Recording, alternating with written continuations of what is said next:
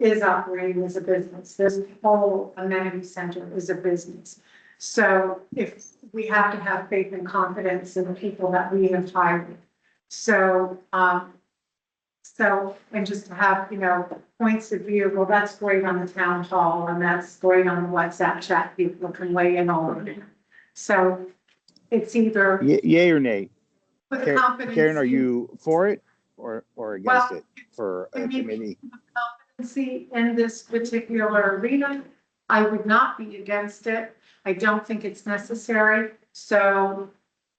For today, are you? You're nay. Okay. Oh.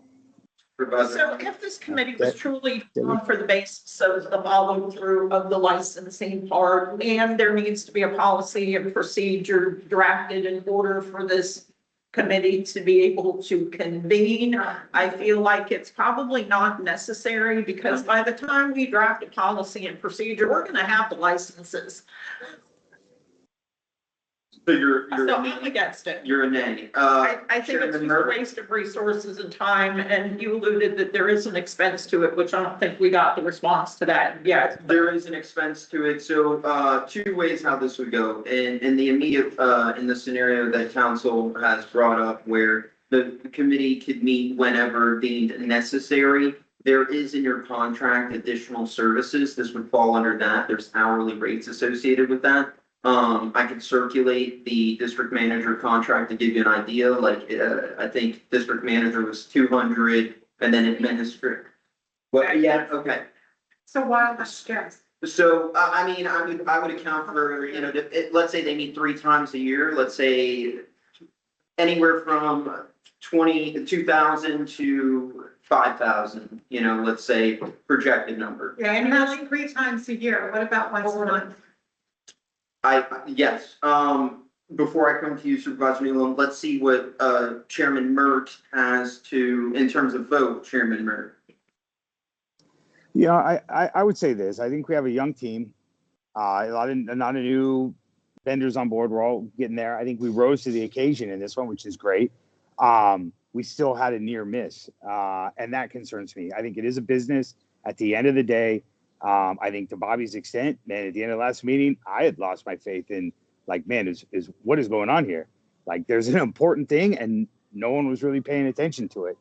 And I know there's a lot of different reasons that led into that.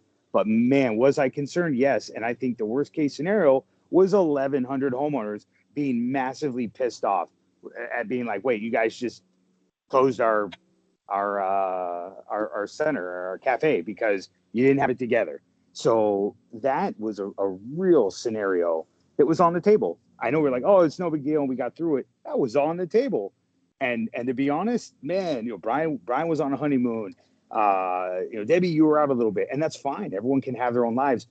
And I like what Karen said. We need to have people that understand how to manage a restaurant. I have never managed a restaurant. We didn't vote the people on last meeting because we're like, hey, we want to try to step into Debbie's lane. We're like, man, we just need a couple more eyes looking on this and people checking out to make sure it does not fail. So while I don't think it's needed forever, and I think we got through that big obstacle, I think until the revenue is generating profitable revenue for at least 3 to 6 months, I think this is a worthwhile expense to say, I'd rather get it right from the beginning than what Sam is saying is people say, oh, I know what's going on. And oh, whoops, we made a mistake. And we bought 3 times as much food and it all went bad and all the profits wiped out for 2 months. Like, it's a business.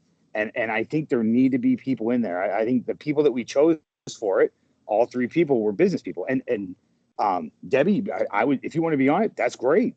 I think we needed other people to say, when can we talk about the restaurant to make sure we're getting stuff right as we just go through this transition period. So my thoughts were, I do think it's a good thing just to have a couple extra people watching our backs to say, is there anything else there? Now, I also think we pay vendors. There's a lot of people who are in this meeting right now who are paid very well to handle these issues for us. And I know in meetings before, homeowners have said, we want to hold our vendors accountable. We pay people to be able to kind of watch over this area and say, hey, is the license going through? And at the last meeting, we had a possible scenario on it could take 6 months. That's what we left the meeting at. Everyone walked out and we had no nothing beyond 21 days. So we left a meeting in oh man, this might be a horrible scenario. So I think until we can get to a revenue's good, I'm in favor of this. I'm in favor of adding more people, as long as it doesn't impact quorum. Or, I mean, we had 3 of us and we couldn't meet within the last 30 days because of schedule conflicts, and time frame, and trying to get things up and rolling. And that was tough to do. So I would want to make sure anyone that we do want on it, is someone that brings a tangible value, that maybe they have restaurant experience. Or Debbie, you're overseeing that area. I would want you to be able to have the conversations and work through issues that have to do with revenues and profit and losses and inventory management and things that have not come up in these meetings at all, but are a massive factor of running a business. And I know I'd want the people that are involved to possibly be there, but this isn't to step into someone's lane and say, hey, we're jumping in. This is just all hands on deck. Man, we were right next to an iceberg, and we missed it. It doesn't always work out that well. And to Sam's point, a lot of businesses if they don't pay attention, they do hit the iceberg. And we were close on this one. And my thought would be, let's just keep the all hands on deck for a couple more months, while we get through the transition, until we see where the revenue is profitable and we can, sigh easy that we're in a better place. But those would be my thoughts. I'll just throw something in here. I hear your points and Bobby's points, Sam's points, Debbie's points, my own thoughts. I would like to know, Meredith, is there some way that we could, just in an advisory position, make sure or invite, can't make sure, but to invite members of the community who are in this business to advise even the committee members, even if they cannot be committee members? Currently advising, you can make a subcommittee of a committee. But committees there's benefits to committees in that we have to run them like sunshine meetings. They are sunshine meetings. That means public comment period and public interaction. They're advertised, their meeting minutes are taken, quorum is established. We're able to advertise these committee meetings as workshops, much like your town hall, so they can be virtual. So that eliminates the need for it to be in person to have a committee meeting, right? Because you're not voting, you're not making any decisions. So if there are individuals with that type of expertise, the committee meetings would be advertised in the newspaper as it's required by law, but they'll also be on your website, just like the town halls are. And I would assume that Joe would include those meetings in the monthly update that goes out of meetings. So that everybody who is interested can be made aware that those meetings are coming up, they can speak and they can participate. So are all the supervisors also participating in those town You halls? can, it's gonna be advertised, so you're. And you can be as a member of the public, so Yeah. if Members I guess my point is, if this is gonna operate just like a town hall, why are we not utilizing the town hall for this exchange? Because we're already asking people to tune into a CDD meeting, we're asking people to participate in a town hall, and then it would be. I think this is, TV from the topic of the cafe. My recommendation would be there are performance measures that artists must meet. There are metrics listed in the contract. Customer service with an objective of providing quality products and timely and accurate customer service, delivering quality events, and providing timely and regular staff training. The second is restaurant health and safety with the objective of maintaining health and safety of the F&B operations, including meeting standards to successfully pass health inspections. And the third is F&B operations with the objective of ensuring an efficient restaurant and catering operation while maximizing the potential revenue for the F&B facilities. It may be prudent that those performance measures are the parameters under which this committee operates. Again, just fact finding, reviewing documents, helping the Artemis team as is necessary, interfacing with residents that do have that expertise, using those contractual performance measures as the guideline for that committee. Right, now, I'm gonna throw this in here, or throw this out there for consideration. We have a town hall meeting every month, right? 2 weeks afterwards. Brian, how many people actually attend those meetings? Oh, I don't know. Some have a lot, some have a little. It depends on the emails that go out. I attend every single one of the town halls. Do all of our board of supervisors attend all of the town halls? You guys look back on the records. Generally, yeah. I would say, yeah, for the most part, yeah. I've noticed a couple missing name or two here and there. So, what my point being is that it's really hard to get people to attend these town halls. I've noticed that they're, sometimes they're pretty well attended, like Brian said, sometimes there's nobody at all. To throw in yet another town hall at expense. And there is an expense to it, right? And earlier in this meeting, Bobby was saying that he felt as though spending $2,000 on landscaping around these ponds was a waste of money.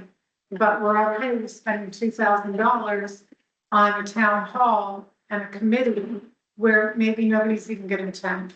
So just real quick for reference, we have a vacant seat in the committee. Would you entertain the idea of being part of this committee to still? I would be happy to, but I feel like it's probably a duplication of opportunities that we already have. No, and I respect that, but right now I have a vote of, I have a vote of Absolutely. 3-2. I have a vote, I mean, so I have to proceed forward. Just kind of meet the happy medium of, what that, I think council's suggestions on the guidelines for the committee are spot on. Use the contract and the performance indicator Sure, to absolutely. operate under that. And then again, we have a vacant board seat. You, with your amenity liaison title, could now utilize this team to further the cause of the cafe. Because to everybody's point, it is a new venture. And to Chairman Mert's point, let's see in the next 6 months during the transition of this, if we need to have this intact. I do think it doesn't hurt, even if there's no audience participation, at least you got a group that's dedicated reviewing and working with staff to ensure that the business is operating efficiently. Sure, so then Meredith will draft the guidelines for the policy At and. this point, I would strictly be using the performance measurement that are in Exhibit C to the existing contract, subject to any other parameters or guidelines that the board may be interested in adding. I don't want to set the parameters of your committee, solely it is your committee. That was merely a suggestion just to try their framework. Okay, but then we do need to come up with a date and advertise. Date, time, location, and it would be advertised for workshops so that you're not hamstrung by the in-person. Okay. And here's what we need for staff to fulfill our obligations. Rosetta will maintain our role of administrative to advertise. We need I asked very good to sure. When it comes to cost, right now, the town also maintained by adults. Also, moving on, we have a primary focus in terms of the cafe management. I think it is on their purview to run this cafe in itself. So they don't want it to be part. They are the ones who are running it. So they can kind of continuous in the pattern of running these committees also. The cost will be, the additional cost will be better. That's one side. When it comes to cost, monthly, you will be an extra layer in terms of running because we are already prepared to hold on. You go ahead. That's one point. So the cost won't be much. Absolutely, maybe zero. Can I throw something at you? Yes, please. So, we wouldn't be involved in the operation, but to maintain the website and make sure that the agendas are being posted to the website and manage the team's calendar invites and then run the advertising, with the newspapers so that the board has access to, meet, that would be our, role. We wouldn't necessarily be attending the meetings. We We could do the minutes, we could look at the reporting and do the minutes, or there is a opportunity where somebody of the committee could take notes and then provide that documentation. That will limit your cost. Yeah. If you would like to put together your own agendas, that will limit your cost. So if you're willing to have the committee take on some administrative roles, that could decrease the potential increase. Absolutely. Yeah, We can do that. So Okay. we can mitigate the cost, absolutely. yeah, okay. And also even nowadays, if it is the teams or anything, there is an AI tool. Everything that anyone speaks, the AI tool automatically generates the script. Mhm. And you can go back and look at the script if any vocabulary, something being written, there, we can kind of make sure that reflects the actual word, what has been told, rather than what is generated. So we can easily prepare that. It doesn't take more than 30 minutes to kind of review and then post it. So it can reduce substantially the cost. So there is no cost to the community. That's correct. Other than Yeah, exactly. Those are obviously mandatory steps. Now, the additional, that is about the cost, okay? So the additional cost, additional point in terms of what to be incorporated as a agenda, right? What are we going to be the target? I looked at the artist contract. So the audits were not really clearly defined how we can audit them. For example, there's no explicit audit and verification about their sales, what they're doing, all this stuff. So we, as the board, we should have that. We have, I heard That's question for you. related incident costs. For this question, to the contract question, and I have the answer. If on page 95 of your agenda package, you look at number 3 at the top, it's access to books and records. Which tab? Sitting on what tab is the, it's in 13. Ratification items. I'm sorry. For Yes, it's tab 6, -3. So if you open this. Supervisor Freeland, there should be subcategories in the tab that should be able to take you straight to the food and beverage. Yes. Okay, yeah, I see So that. we do have access, we do need to give them notice. However, if the district as such, accountants of the district, attorneys of the district, and any agents of the district have the right to examine, make copies of books and records of the food and beverage facilities during the business hours, and if as a result, we find there's a misstatement. Yeah, so we do have the right to access their books. Is there any time frame, to be given 24 hours or 48 hours time? It's a reasonable advance notice, which we typically interpreted to be 24 business hours. And then that's perfect. And then, what about the POS data that can the board has access to the POS data as well? Okay. That is also covered. So if anybody here is It's all interested in what any the, records related to F&B, we don't get specific into that because it is any record, all accounting, any file that they create as part of the management of that facility is a district record. What about the, I see the performance in KPIs that we mentioned a little bit, in terms of the overall revenues. They said like $250,000, like in 100%, the Solterra we keep it between $250,000 to $350,000, it's like 10%.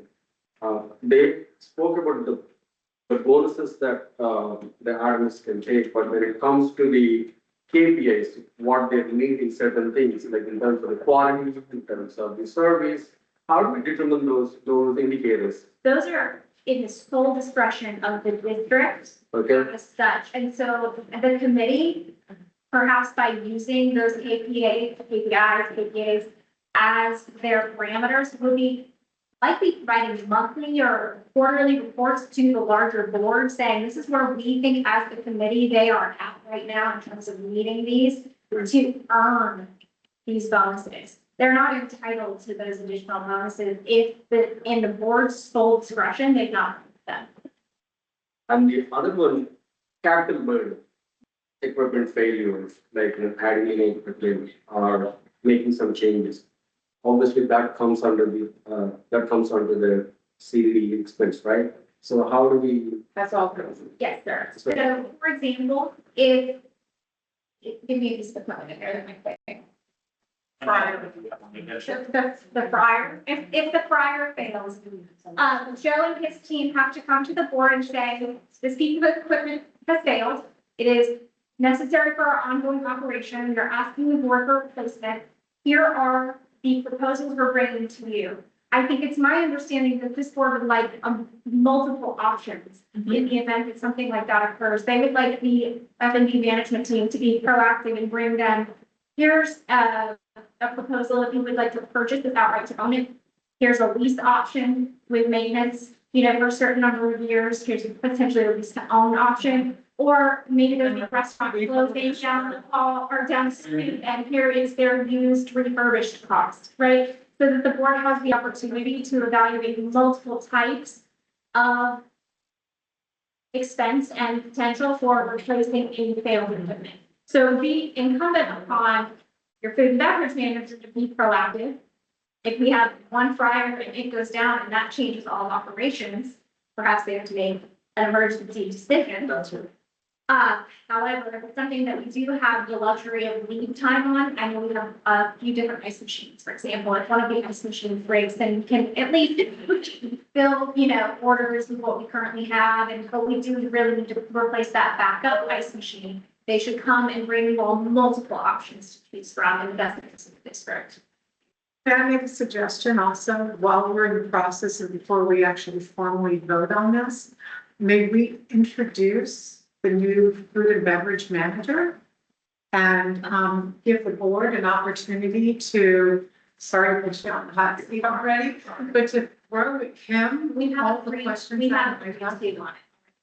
Pardon me? We have a three. We have a vote. It is. Oh, It's okay. already But in. can we put him in the hot seat now? Can we introduce him? Are you- And maybe everybody can feel a little bit more comfortable with. Yeah, that's- Supervisor Neelam, were you done with your questions? And you made it. no, don't worry, I send you this email later point of time about those things. If that requires a voting, then maybe we can put. Okay, Before we do move on, I just want one point of clarity so that all of our notes are correct. So Rosetta is going to handle publishing the ads for any committee meetings. Committee members who alternate, whatever, what have you, will help in the preparation of the agendas and all of the minutes to assist with cutting costs. That is what I have. Is Right. everyone on board with that? Okay, great. Okay. I just wanted to make sure that we were all. Absolutely. And these will be advertised as workshops that will be held virtually to give the committee maximum flexibility. Yes. very nice. Want to Can I introduce jump in our, real quick? oh, Go ahead. That's fine. no, we were gonna introduce the food and beverage manager, if you'd like to make some comments before we do that. No? Okay, Yeah, you can introduce her. Yeah. Greg, Yeah. welcome Yeah. aboard. And, Hello. hello, how are we doing? Doing good. I'll go over any questions if you might ask me anything. Okay.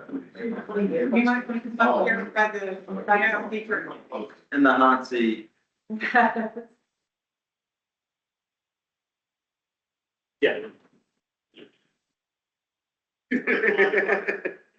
Like I'm on Jeopardy. Oh. Yeah. Is there anybody in the audience that would like this, that hasn't already seen it, you need to read? Thank you. Let us know if it's all true. Yes, it's all true.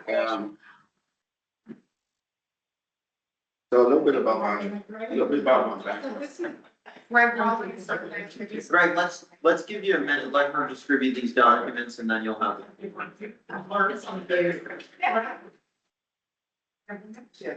I've seen you out there when I'm in here.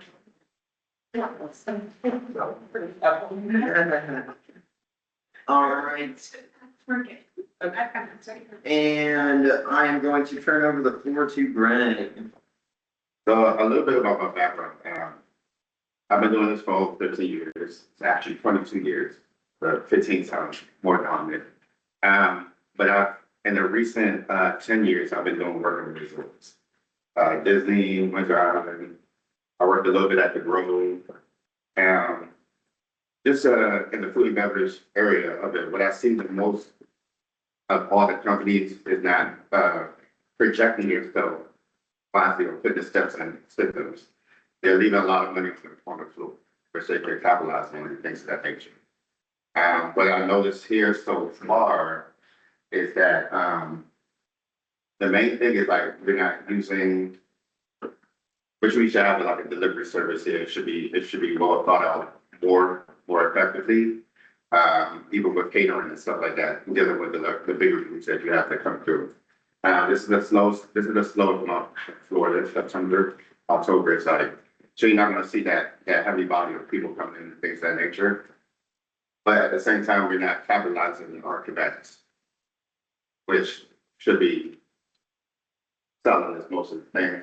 I noticed that they're doing like a free bucket of beer when you order a cabana, which is why would you give away your best profitable thing for free? I don't know who agrees with that. I'm still asking. Yeah, I mean, it's still a thing. We don't, currently right now, we have 90% fried food, nothing healthy on the menu, things of that nature. No fruit in house, which is like a big thing. But at the same time, you have a big enough kitchen to produce numbers. You're limited in storage, but at the same time, I work with less. That can happen. It works in your benefit because with vendors, we could have stuff delivered 3 times a week, but stuff doesn't sit in your food at that long because everything is fresh. It goes out fresh. Things of that nature. Minor things like that, but it's not really a bad start. Coming in, I know we were working on the liquor license and things of that nature. That's in full spirits as well, but that doesn't take that long. The main thing is just having a completed application, everything that they need, so that it won't be delayed. But other than that, my resume speaks for itself. I've done this. $6 million in revenues. I've done this 8 times, so I mean, this would be the 9th time, like starting from scratch, things of that nature. But when I leave businesses to the point that they are actually going to be making money, as long as they keep the systems in place, and that's the main thing. Yeah, I mean, it's very hopeful. I wanted to ask about things like you mentioned that we're not monetizing the cabanas correctly. And I know that at Windsor Island, that they have cabanas there as well. So I'm sure that we've had some success on that. So you would be pushing that. We also had some ideas about tagging chairs with like either numbers or special QR codes so that people could order from their chair without getting up. And that's the movie guide. So that being said, that's all through your POS systems. They could just scan their code. They see a visual menu of everything that itemizes everything. If modifications need to be made, they can do that on their phone. They submit it, goes right to the kitchen. Once it's prepared, it gets them a page on their phone saying that the food is ready. It's being delivered to where their spot is, or it can be picked up to them. And you also have relationships with different vendors and that kind of thing. Are the same vendors that you've worked with in the past going to be willing to service us as well? Well, they're already. I've had soccer for accounts. Right. I knew that the first thing I knew was we don't have big culture of behavior, which I feel like it's the top selling beers in the country and stuff like that. But at the same time, I have Bernie Little come in and they already set up an account with their friends. Yeah, I think that goes hand in hand with the guy from Aquatics who said that there's nothing but ultralight cans in the the thing is what. Right.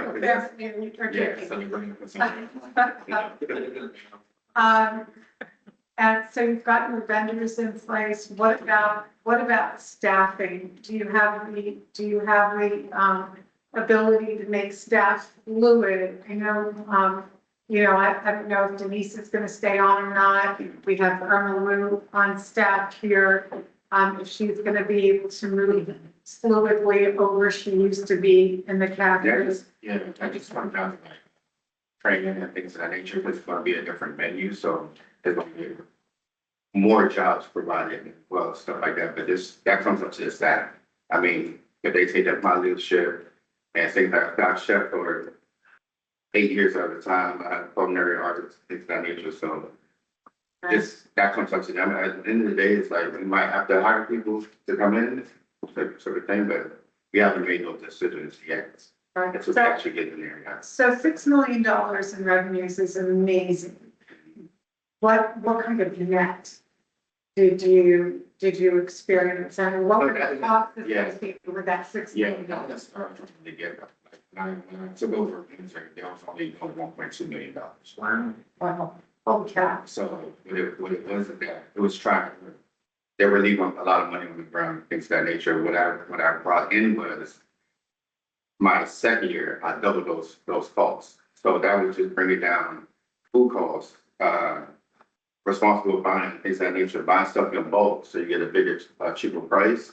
So then you gotta alternate your prices to be even lower than the other consumers around. Right. That'll bring it in souvenir cups, buy drink, programs, things of that nature that entice people. Yeah, we will work for the drink, but get the cup. Exactly. Right. So when they come back, that's when you see that repeat business and things of that nature, because they will always get that price coming in. So I've been to Windsor Island, I've seen it in action, and I was very impressed with it, when I was there on the other side of it, never thinking that it was, so when I saw your resume and I knew you were coming here, I was just like, oh my gosh, this is amazing, great catch. But, we have as a board a responsibility to our homeowners to know what your vision for the community is. We had ideas like having push carts, especially over by the lazy river, so that, kids could get their ice creams or hot dogs or whatever and not have to traipse over there. Is that something that you would see as a profitable situation? It is, it's different times of year, especially in your spring and summer things be out full down of people. But all that should be like, so like, it should be like stationary market, because you might have to bring that stuff in and things of that nature. Right, on wheels. Stuff. We did beer parts, we did like things of that nature. We had suppliers, even vendors, send out, promos. So we had like wine tastings, tequila tastings, things of that nature and stuff like that. So that entices people to buy from the bar and things of that nature. Oh, that's nice. Give them a little nip and Exactly. hope that they got in. Yeah, but our winter, like, we started off small as well, and then like we were able to fund enough money to build on. So we used like spaces that we had in our clubhouse that we wasn't using for anything. But we made like a convenience store. So it had like your impulse buys, like pool accessories, your goggles, things of that nature. Stuff that people don't want to run back to their house to get, but like, hey, sunscreen, stuff of that nature. So that went under food and beverage as well, but that was under our retail. And then we also was able to build out a concession stand. We've been talking about that for years, but as a CDD board, we can't do that kind of thing, but you can. And we do have a bit of an update from bond council, which technically I know is still under district council report, and this is not district council report, but I'm really glad to be able to have this Q&A. In discussions with bond council, we set them the management agreement with Artemis for the food and beverage.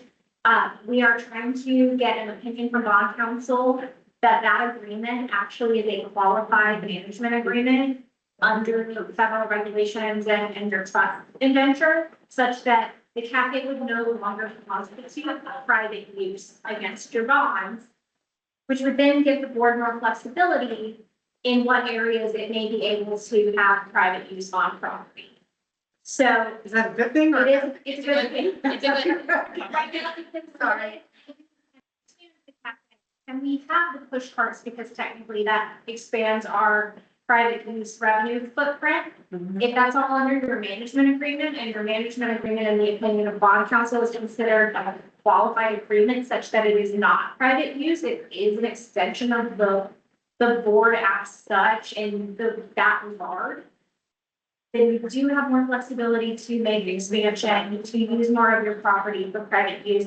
That was tied into the cell tower discussion, because we are looking at that as a private use, if you do lease it. So in order to have some flexibility to lease and have that private use, we would like a cafe to no longer be considered private use. As a lease, it certainly is. Under a management agreement, we may be able to tailor that, and it should already be okay as is, but we are going to work with bond council to make sure that that can be considered. So those push cards out by the lazy river, if you do them, could sell goggles, could sell, towels, could sell, whatever things. Right now, Sell. we need to maybe tailor their F&B agreement so that it includes sundries. And that way, we can always work with our, it's been very easy from a contract perspective to work with them. They're the partner for the district, and the fact that they're pretty much willing to sign the district's agreements at this, which we appreciate, not very much. Well, Greg has also worked on several POS systems, such as this, what is it, SkyTab that was mentioned earlier. Yeah, and then when you do a POS, you want to, what's the best foot in the door, what you're trying to accomplish, things of that nature. If you want to do, mobile dining, pay as you go, you want to do, delivery, catering, stuff like that. We work with a lot, and at the end of the day, Toast is the best one, just for the simple fact that they work offline. So like if you have like things of that nature, but cellular knocks down and things where you use internet, it would still keep those, that information for you. So say if you're taking the handheld all the way up to the place for to get a payment, and the internet just goes out right in there, they're still able to process that payment, and once that internet comes back up, it's gonna finalize that payment. well, that's an important thing, because we don't need our internet on our cell to go down, because we currently have it. Wi-Fi here in our house. That's like. If you've got a system that'll work offline, hallelujah, that answers. So the great thing is we did have SkyTab and our internet went down for like a week. And now we were able to process any credit cards and like telling the guests to go to ATMs to go and get money and things of that nature. You do lose a lot of business on that fact, but at the same time, we had to find something that fixed that. And but it wasn't that when we got approached with Toast, and I have a good relationship with Toast, they were able to give us a lot of equipment for free, things of that nature, just because of the relations I had with them already. And they always give me the best deal. So like they won't charge me certain programs that I use with them because of the relationship. And I have my own Toast 10 that lives like 2 doors from me. So like really, anything that fits, you could come down here and like fix it out, things of that nature, stuff like that. Yeah, good relationships you're bringing on to the board. Very nice, very nice. Good to hear. Additional questions? Any other supervisors? Great resume. Yeah, maybe. All right. Chairman Mert, anything to add for F&B manager Greg? No, I would just say, I think in the light of the committee question, what I would love to see is having this be extremely efficient, which is, probably most likely a 6-month time frame, nothing more beyond that. I'd love to have Greg, if when we meet, he can be there. I don't know if this consultant that does the licensing, if he's obviously experienced in the industry, if there's a way to have him attend even virtually to pay for his time for an hour. I think my number one goal is to just help us get through any growing pains of starting out and taking on ownership as our own, and the investment now to be able to hopefully avoid pitfalls on, we didn't realize we needed to do blank, which I don't know what they are. And so I am by no means an expert in running a restaurant. I have no experience in ever doing it. I've worked at restaurants, but never run them.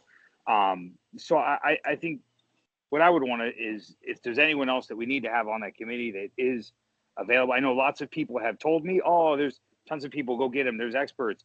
I haven't had any people reach out saying we would like to be on the committee and we would like to put our own name on and we're an expert. So until those people come forth and say, yes, I will do it. I want to move forward with this, and I think it's the right decision.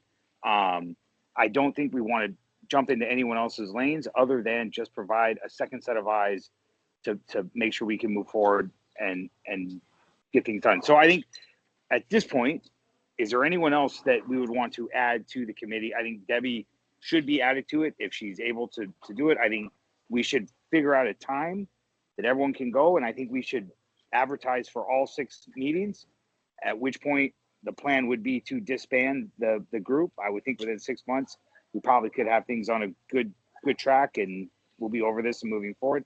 I don't think it should be beyond that or something that continues for the indefinite future. It is Debbie's world, so I think she should be involved in that, as well as the people who are helping manage it, where we can sit down and all we're doing is talking about problems and solutions and working through anything that we need. There's a lot of people that want to chime in on stuff, and my concern is not one. We need to make sure we understand who is the leader of the cafe. That's like, hey, here's what we're doing to moving forward. Because I might like red, someone else might like blue. I don't want to spin the wheels there. I don't think that serves us any purpose and everyone saying what they want. But I do think just having that extra security, a couple months of some other people there to provide feedback and thoughts and recommendations in regards to, and I know you want to do that, but from a financial standpoint, you know, that product has, 0.001% profit margin. Is it really worth it? I just want to protect the cafe because it is our number one source of 5-star reviews, which ultimately results in revenue for the homeowners.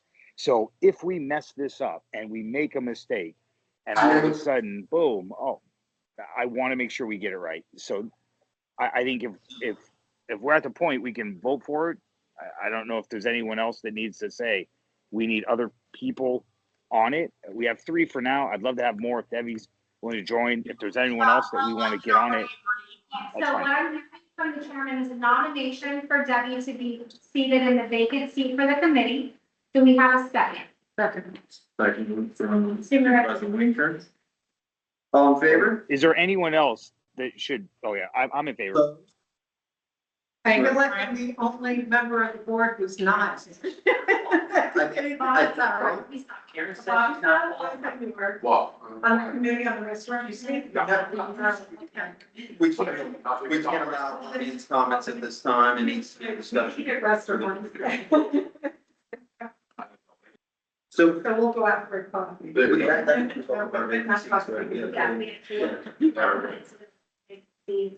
If the board would like to consider adding seats to the committee at a future time, if you have a qualified individual who'd like to add, that's within the board's discretion, but right now you have 4 seats on the committee and all 4 fit.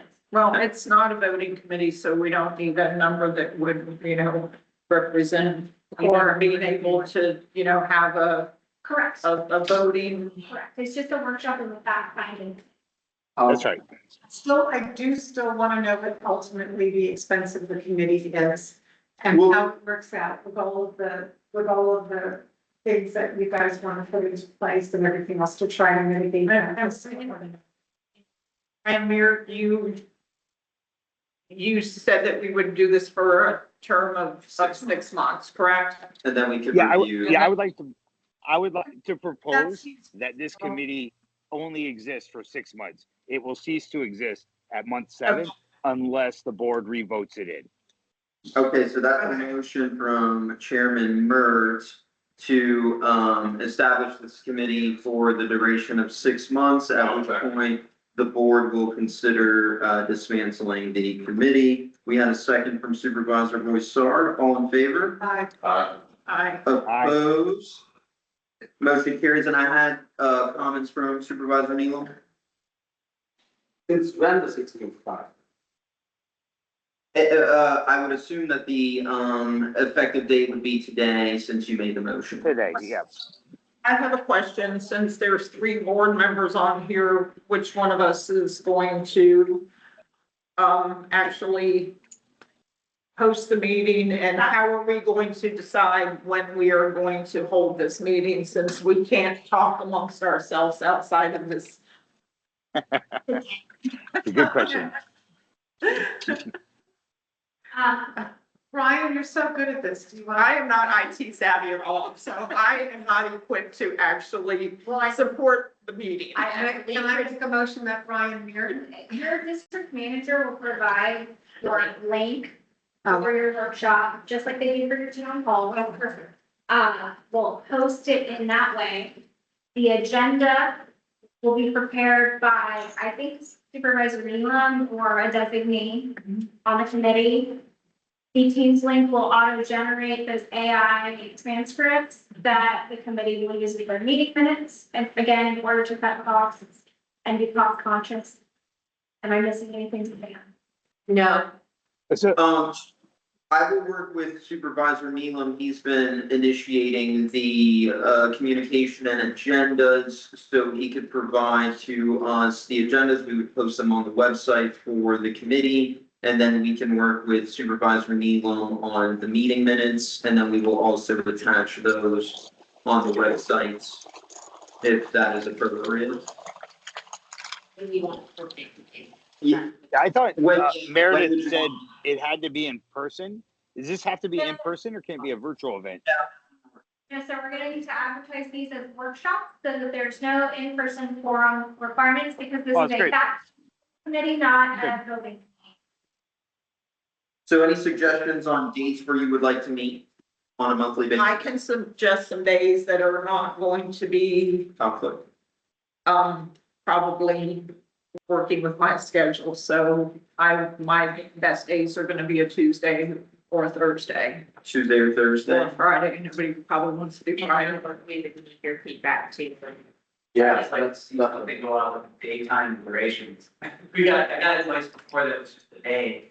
And I couldn't answer yes or no because I've got a really busy schedule and I need to know what time of Maybe day. the, The meeting's gonna be in 2 months. Do maybe the Tuesdays or third Thursdays? Tuesday. I'm available any day of the week. Just pick a time and I'll let you know what time. Okay, Supervisor Nealon, conflicts with schedule Tuesday, Thursdays? The Fridays are easier, so it's like I push it because I have a series of meetings. The Supervisor Nealon, is it possible for Friday, Supervisor? Third Friday, but. Can you guys work it out after? Can we work it out afterwards? Or No. break? We need to determine for advertisements, Chairman Mert, so, So third Friday of the month at 6 o'clock? third Friday at 6 P.M. Works for you, Supervisor Nealon, Albert? It's not Thanksgiving or Christmas. The next one would be the 7th. That would be assuming we can do the advertising. Well, I was figuring it was probably gonna end up being November, but I can do the 17th, that's actually a real Friday. but it would be every Friday. Yeah. Okay, Friday, we moderate. Every Third Friday, 6 P.M. for a duration of an hour. Duration will be as long as it takes. Up to an hour. Well, it's up to you. Yeah. You just have to put a time certain in the advertisement. So it's 6 P.M. for when it's gonna start. Okay. So I'm gonna be looking for a motion to, run advertisements for the next 6 months for the third Friday of the month at 6 P.M. Okay, can you make sure that the food and beverage I thought- management, to be included Yeah. in these notifications? He should be in. We'll put them on the calendar invites, that way he can, coordinate with the team around his schedule. Brian, you just made a Establishing that makes us concerned or not. Yeah, Friday evenings are, I have a previous meeting during that time. So, it's tough for me to make that. I might be able to listen in, but that's a rough one for me. To be Consistently? able to, yeah. Okay. was earlier in the day. I have the mornings, any Monday through Friday, anytime I- before 10 a.m. I can make happen. Well, let me ask you, Supervisor Mert, do you want to allow Supervisor Ryan, Supervisor Nealon, and, committee member Alberts, to start coordinating this Yes. venture? And you can just chime Yes. in as needed. Okay, You guys, if All I right. can listen in, I'll do it. That's great. I want them to be able to move things forward. Don't wait for me. Okay, so motion on the table to run advertisements for the next 6 months for the third Friday of every month at 6 PM. I need a motion. So motion from Supervisor Boissard. Do I have a second? Second. Second from Supervisor Luker. All in favor? Aye. Opposed, motion carries. Back to council. Drafting that workshop for the, right now as we speak, just to give everyone the dates that it will be, October 17th. Assuming we can get the advertising. Yes. To the publisher. Assuming you can get this for October, it would be October 17th, November 21st, December 19th, January 16th, February 20th, and March 20th. Yeah, that's good, because then my vacation is. January 16th, Oh. You don't have to be at every one. You don't have to be at every one. It's a workshop essentially, so you guys can alternate. You don't have that form. March, I think we will be when you're talking. All right. And do you need an official motion for the rules that the board will be operating? Okay, cool. Very good. Any other questions on this? The committee we can ask. We're done? Thanks. All right. I would, Joe. Brother, where are you with the LLP? Liquor license consultant LLC, right? Yes, So you applied for the liquor license, I saw the 403, they applied for that, right? yes. So, do they have a timeline, how many months it will take, have they approved? Yes, so I think at this point, and correct me if I'm wrong, at this point, we're waiting for the chairman to do the fingerprinting and obviously fill out the paperwork there. Then it would be submitted. Their current timeline is they think they indicated early, first, second November. Yeah, so, second. Yeah, so it's gonna be, What next year? yeah. So we you all think- applied before Thanksgiving. Yeah, now that being said, much of what we had discussed kind of, previous to that is just based on your current month lease and how it all works, flow season, everything else, our expectation was to not even start until January 1st Right. at that point, so we kind of built in some time there. But in terms of the rest of it, your resale cert, the restaurant license, we're working on that. That's a matter of weeks in terms of that. So it's really the 4 copies the longest. I know, that's the liquor license, that's why. The other one is the restaurant, license on the Solterra CDD, how long that's going to take, you guys applied yet, or? Yeah, so we're working with Tallahassee on that. LLP just spoke to them. There was a previous application submitted that's currently pending. It was not Rosetta and it was not Vesta. I've checked in with Shirley. So the address that it sources to, we've checked back on the address. It doesn't source to any of your prior vendors. I don't know if maybe the developer at one point did it, but it would have said Oakmont and it doesn't. So we've got to call into Tallahassee if they can either just give us the application number so we can go from there, or we just need to kick it out really quick and then just start a new one, Yeah, that's better because if usually only one, usually they would have a lot of people. Yeah. There, they no longer exist here. Right. So you might request through an attorney to close that. Right. You guys still can't say to close it. You have to go through a formal process of rejecting that proper closing, the folder. Until it's closed, you guys still can't apply anyone. Yeah. They won't really balance the safest way. That's when we're talking. Yeah, that's been our big thing with Megan and Roger. They're the two that work with the brokers from LLP. Right. And they were on the phone with them last today and have more news for us on Monday of our business. Just get out the application completely, let us do a fresh one, and they said it'd be about 2-3 weeks. So when it comes to the equipment, like now, when we take over a Solterra CD, is anyone who's going to evaluate the equipment? How good they are, bad they are, where the condition of them? Always doing that. In terms of I'm sorry? All the equipment that's on Like, the wants to know, it's gonna be evaluated. Usually when the transition is there, Yes. so you need to take the stock of all the equipment, making sure they have the working conditions, Again, speeches are required. That's the open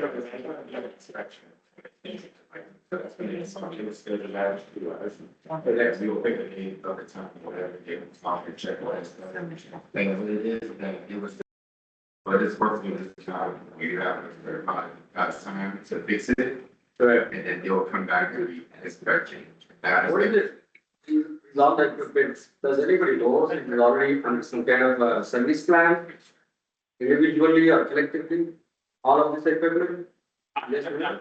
Is that something that you would have in your records with the district? Because I was speaking with Shirley, I didn't see any preventative maintenance or service plans that exist for the. I've scrubbed the contracts, nothing right now. Yeah. Yeah, Yeah, I would believe that Real Manage has been. Yeah, we got it. Now, from my point on the board, it's only by the us and CDD. We manage any expenses. Real Manage is responsible for the daily cleaning of it and everything.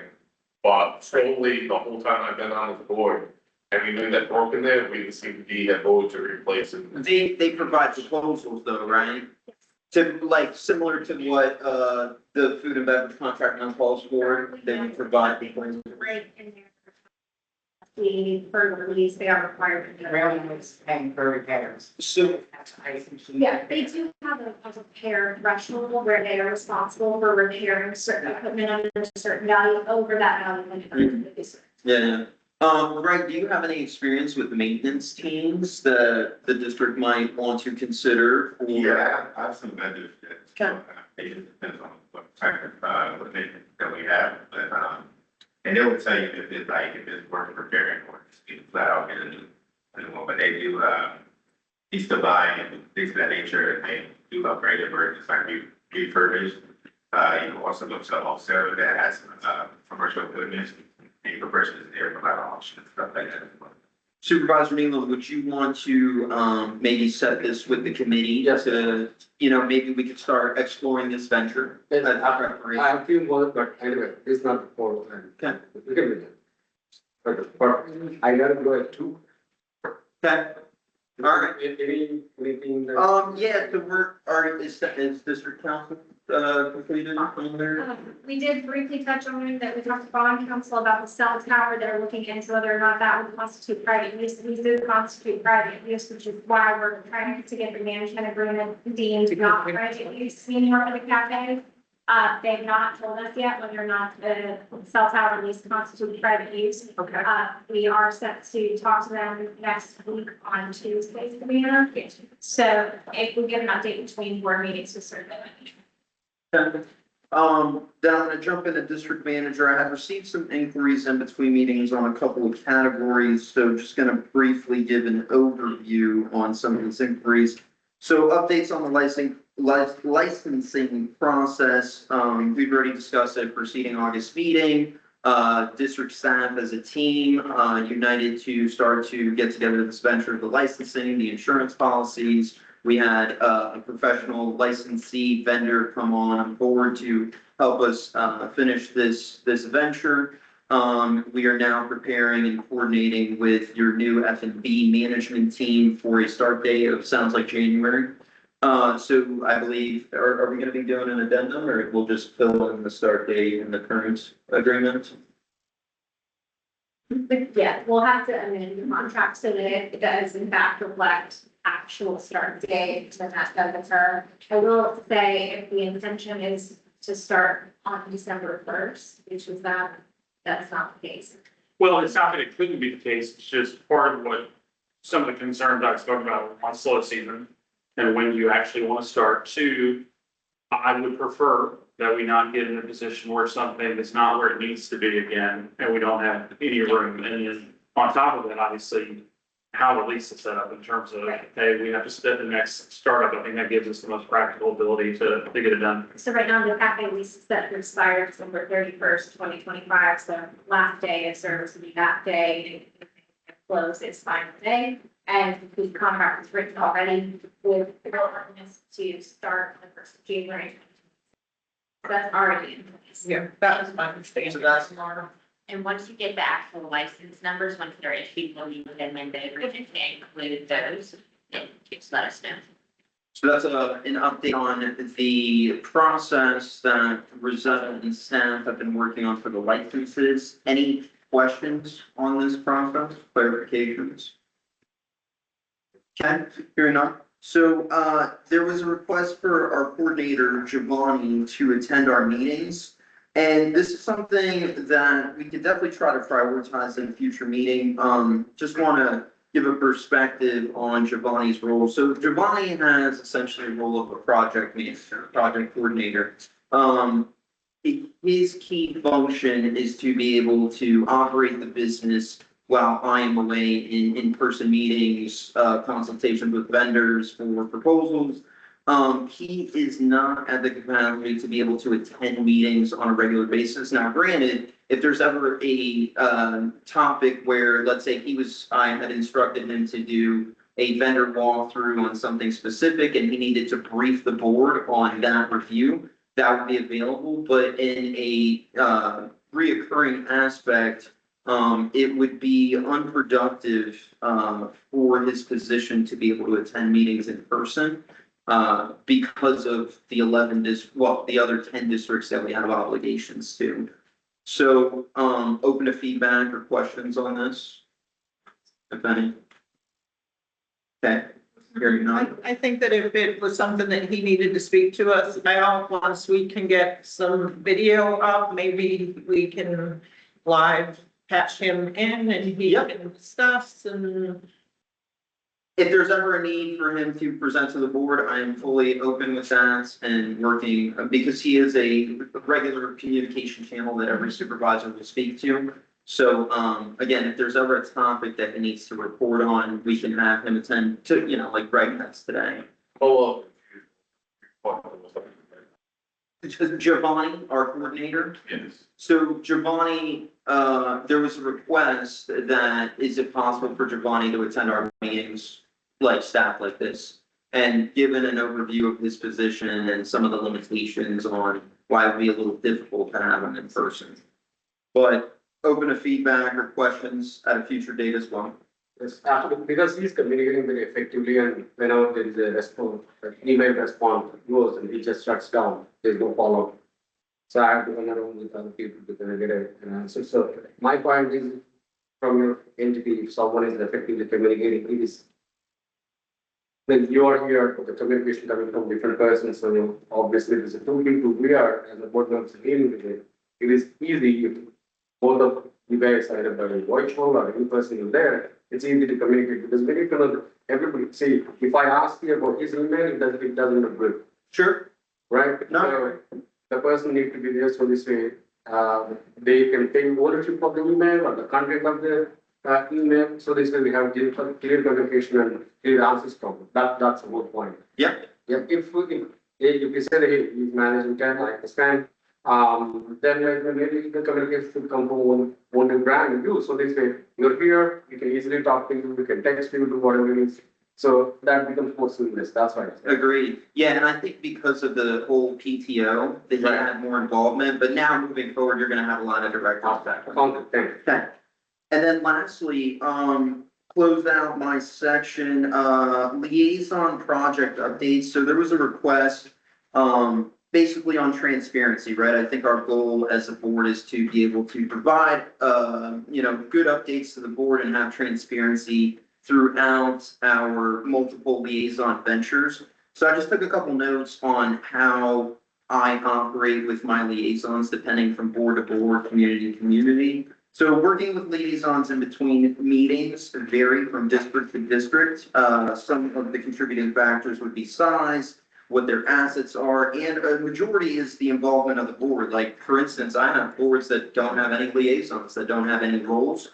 So, district staff is just completing all of these projects, and then I report to the board versus in our case, we have liaison roles. So in the discussions between each meeting to ensure that goal of transparency and updates, I will work with each liaison on specific projects and then in the agenda, we will review with the board, basically the findings, right? That way we keep, not only the transparency, but we keep it efficient where we're doing all the legwork, the research and presenting a concise updated report to the board in our next meeting.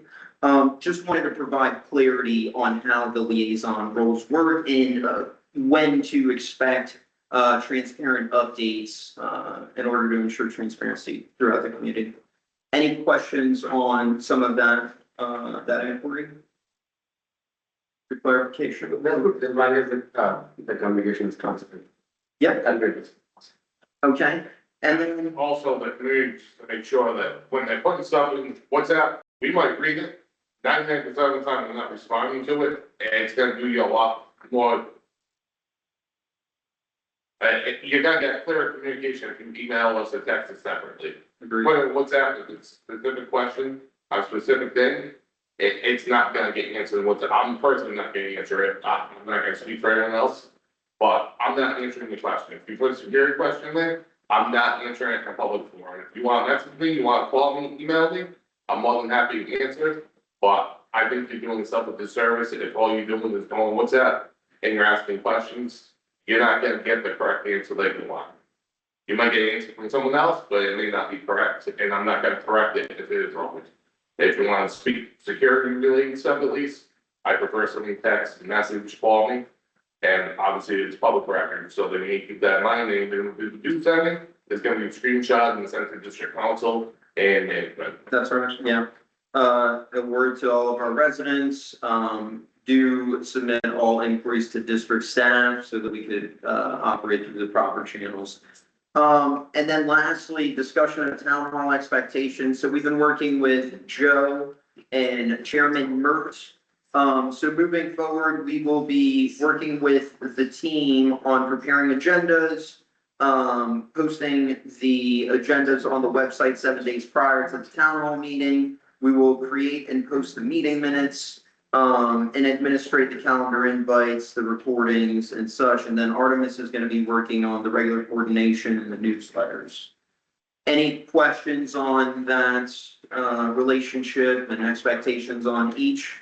We're essentially the custodian of records. That's good, like, once it gets, send a template with the vote on it. And we can. Thank you. Further to what Bobby said about WhatsApp and posting questions on WhatsApp. You know, I appreciate the feedback on WhatsApp just to kind of, and I monitor it, but also I think, yes, I think as supervisors, we should caution about responding either privately or publicly, because as I've been informed, even if we respond privately, it can be screenshot and shared, so that's a danger zone. So I would caution everybody on this board not to post anything on WhatsApp that has anything to do with community business, and not even to respond to people via text or any way that can be screenshot. However, if somebody does post something, I think it's always a welcome thing to invite them to email us, preferably emailing everybody on the board, even though nobody should respond all, but just so that we're all apprised of what's going on, and hopefully also the homeowners will CC you, Meredith, and you, Brian, so that the whole, if not also Joe, if it pertains to, amenities management. That's just, one thing I wanted to say. That's all I have for my report. I know Supervisor Ingram has to vacate. Any additional questions? Not, None of this time. Okay. also just make sure that everybody to refrain from any unsavory comments about federal government. Second time it happened, next time, like this development, I don't really say anything, I don't like to say, highlighting one's personal name in the board, the rest of the board member should follow the same difference. The man should say it when it's on the fellowship. We're almost there. No, agreed. Let's keep a spirit of, cohesiveness and, take a 5-minute recess, maybe the restroom. Yes. yeah. So let's, let me just take some. I feel like it's a motion, supervisor, for Thank you. a 5-minute recess. Do we have a I'll second that. Wonderful, all in favor? Aye. We're taking 5-minute recess at 2:05 p.m. Thank you. Everybody on the phone, and give it right back.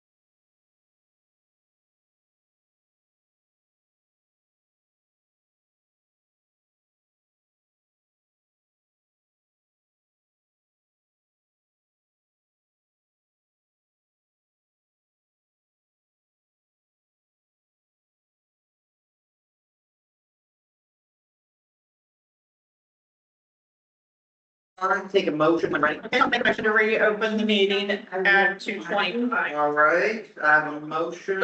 Second from Supervisor Broussard, all in favor? I. Aye. Still like. Opposed?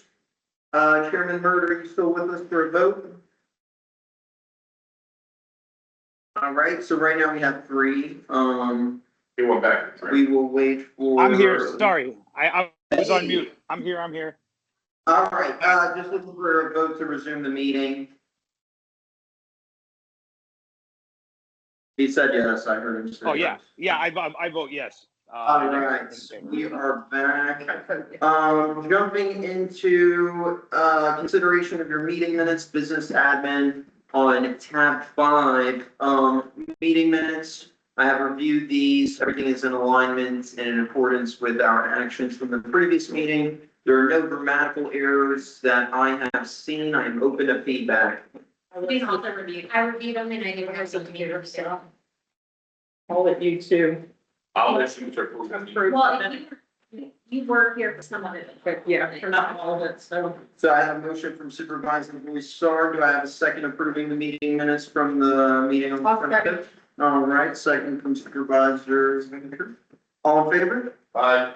Opposed? Motion carries. All right, very good. Bear with me. All right. Moving on to tab 6, you have your ratification of items 1 through 5. Are there any questions on these items for ratification? Looking for a motion to ratify them to be. We have our insurance and all of the items. I'll motion to ratify item 1 through 5 as presented. All right, I have a motion from Supervisor Broussard to ratify items 1 through 5. Do I have a second? I'm just remembering what was in here. So yeah, you have your, There's. your liquor license, just for the record, is gonna be an additional $1,250. It has not gone into effect yet, so when we do, take over the operation, we will see an additional invoice for that amount that I have just stated. We did, process your annual, insurance, so that is in effect, so you did not have a lapse in coverage. My battery's running extremely well. Okay, I'll second it. Second from Supervisor Hyam, all in favor? Aye. That's it. Opposed? Motion carries. You want to take that one? I have another pad if you need it. We can share it. We need That to. is no faster. All right. Yeah, you just hit the arrow. All right, moving on to tab 7, discussion of amenity and parking rules. I'll turn it over to council. So at the end of the last meeting, there was a discussion on changing the parking pass, the number of parking passes issued to each house to be consistent with the size of the house. So we did some research on what other districts have in place and talked to some of your vendors and what they've seen in other districts. And this is what we came up with. It's, yes, Joe did a full report of the lot sizes in the entire district. And so this is what we came up with. For townhome lots, those are around 20 to 30 feet in width. So there would be 2 guest overnight passes available. If it was a 40-foot to 49-foot lot, there would be 4 passes. If it was a 50-foot lot, 5 passes, 60-foot lot, 6 passes, 7, you see where I'm going. 70-foot lot, 7 passes. So the number of passes issued to each address directly corresponds with the type of home it is. Much like your O&M assessments, you does that. The only issue that I have is that there are some large lots, the maximum we have are 3-car garages and the driveways that will not accommodate 7 cars. So I still think that the maximum number of vehicles, no matter what size the lot is, should be 5. Okay, so we could do 2 passes for townhomes, 4 for the 40-foot lots, and then 5 for all of the rest. Correct. Why did all of the Solterra Circle ones are orange and have no width? They're narrow, but many of those have up to 6 bedrooms in them. So if you use that same analogy for, But it's not the number of bedrooms, it's how much room there is. You have, I got a garage there. I'm calling for the driveway. I'm pulling up the spreadsheet there. Because I think when we did it before, it's just when we were pulling from full county to frontage, it was not. yeah, because some of the Solterra Circle ones are. I see. what you're- Yeah. Wait, no. Let's see. Taking, if there was a missing address, just because on a plat, it shows what it's supposed to be. I think that's what we table this, because I think this is something that we need a little more time to look at and have an actual discussion on with the whole board here. I would ask that we table this and put time at the moment. It's already 2:30. Public hearing. Well, we would need a public hearing for this, so this was just because the board had asked us as staff collectively to go through the exercise of determining frontage for all homes. We used the assessment methodology and that allocation in conjunction with the property appraiser and flats to make sure that those are accurate numbers. So this was just staff's attempt to meet, the board's request. You don't have to adopt it today. If the board wants to consider this in the future, we bring it back. A public hearing would be required. So that's something that we can certainly do at the board's discretion. If your next meeting is bring this revised to the maximum number of 5. And then a resolution setting your public hearing, which then November board meeting would set probably a January public hearing for this. Yeah, all the two members that are agree, I'd like to table this, so we have the full board to discuss it. Right, we'll make a note to bring this back for your November board meeting. I think that's fine. And then the other updates that you will have, honestly, just because they will both require a public hearing, we're also going to table those. That way we save money on publishing the advertisement. Sure. So we can just bring back both of these items to November when the whole board is here, if that is okay with you all. Would it be okay, could you distribute just this particular item to each one of the board members so we have time to kind of like really review it? And Yes, ma'am, I can send it out this afternoon to you all individually, just the proposed red line changes. And if there's other changes that you decide you want, I know we just redid these policies this summer, but if you're reading through them and you say, I would really like X, Y, or Z, Contact us individually, don't copy your other supervisors, and we all know this. but just send us that feedback. All right, and were these the 3 resolutions associated with this? So then there is another resolution, to update the, Sure.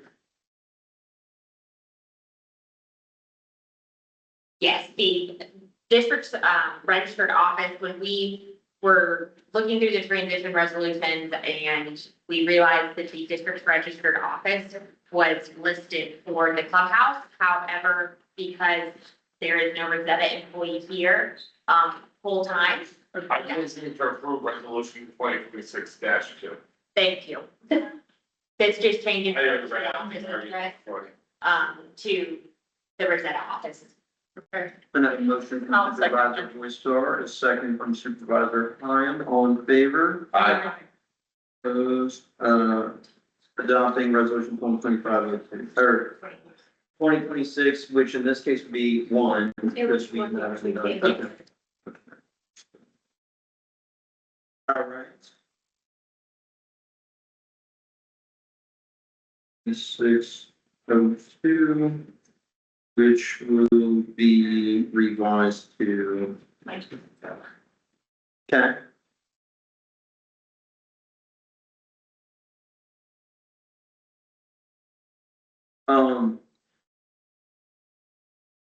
Six oh three.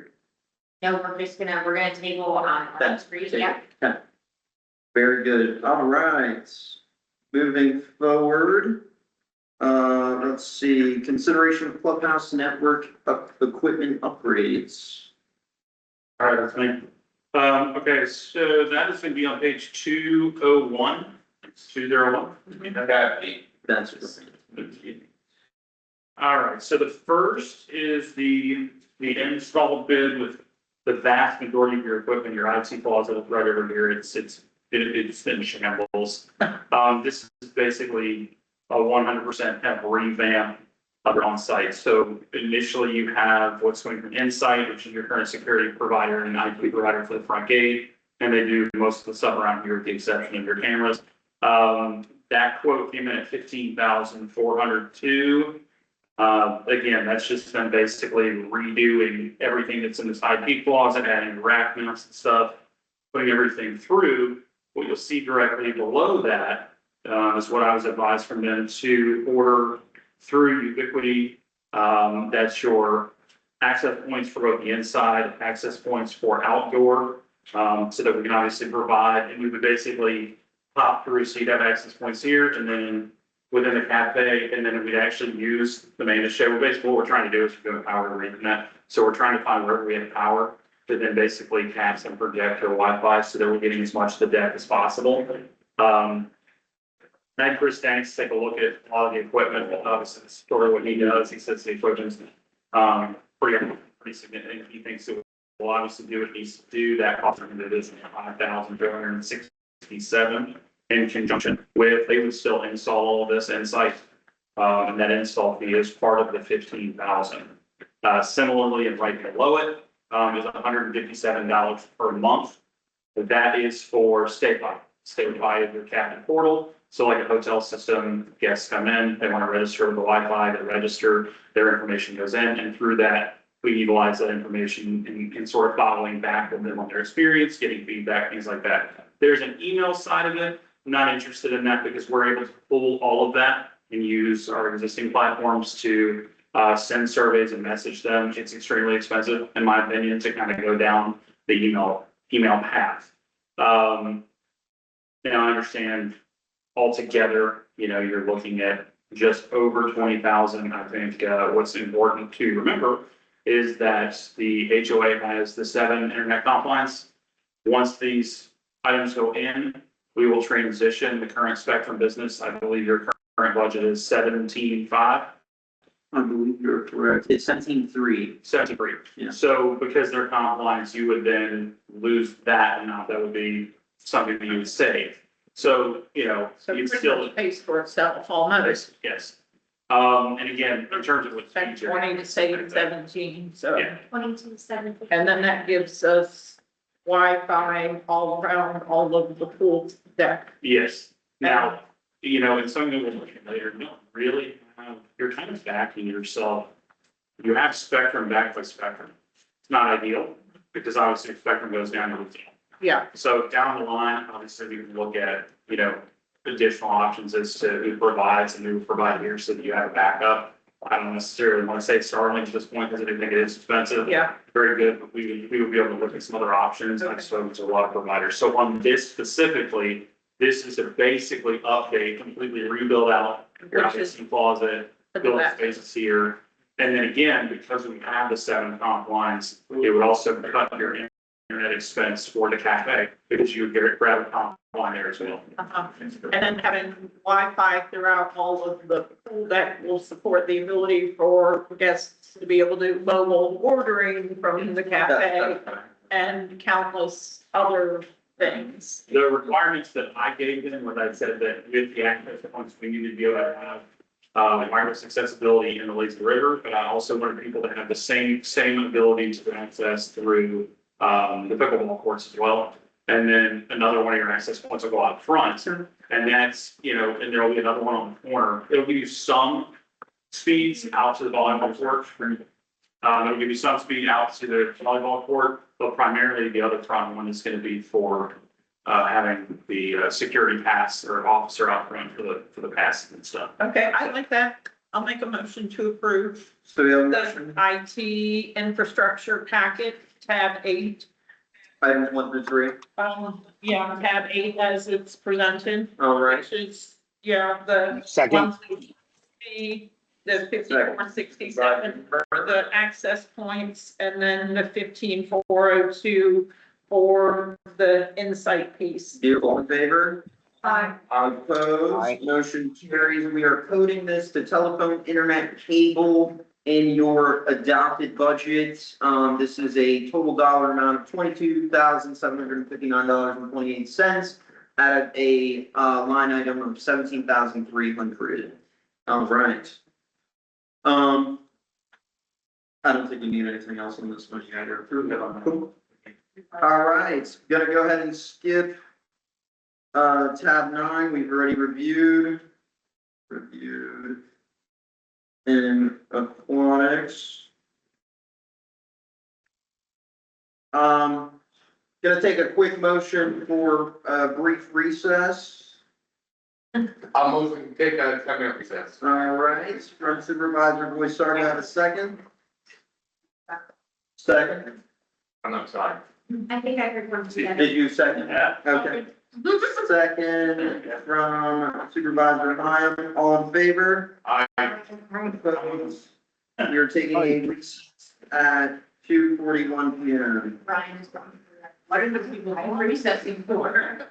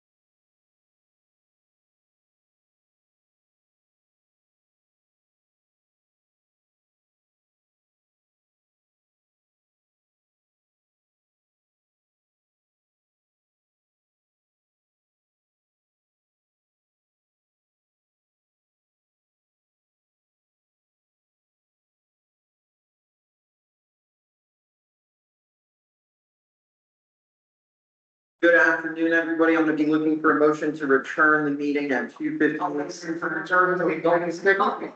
right, we are, Supervisor Boissard and a second from Supervisor Hyam. All in favor?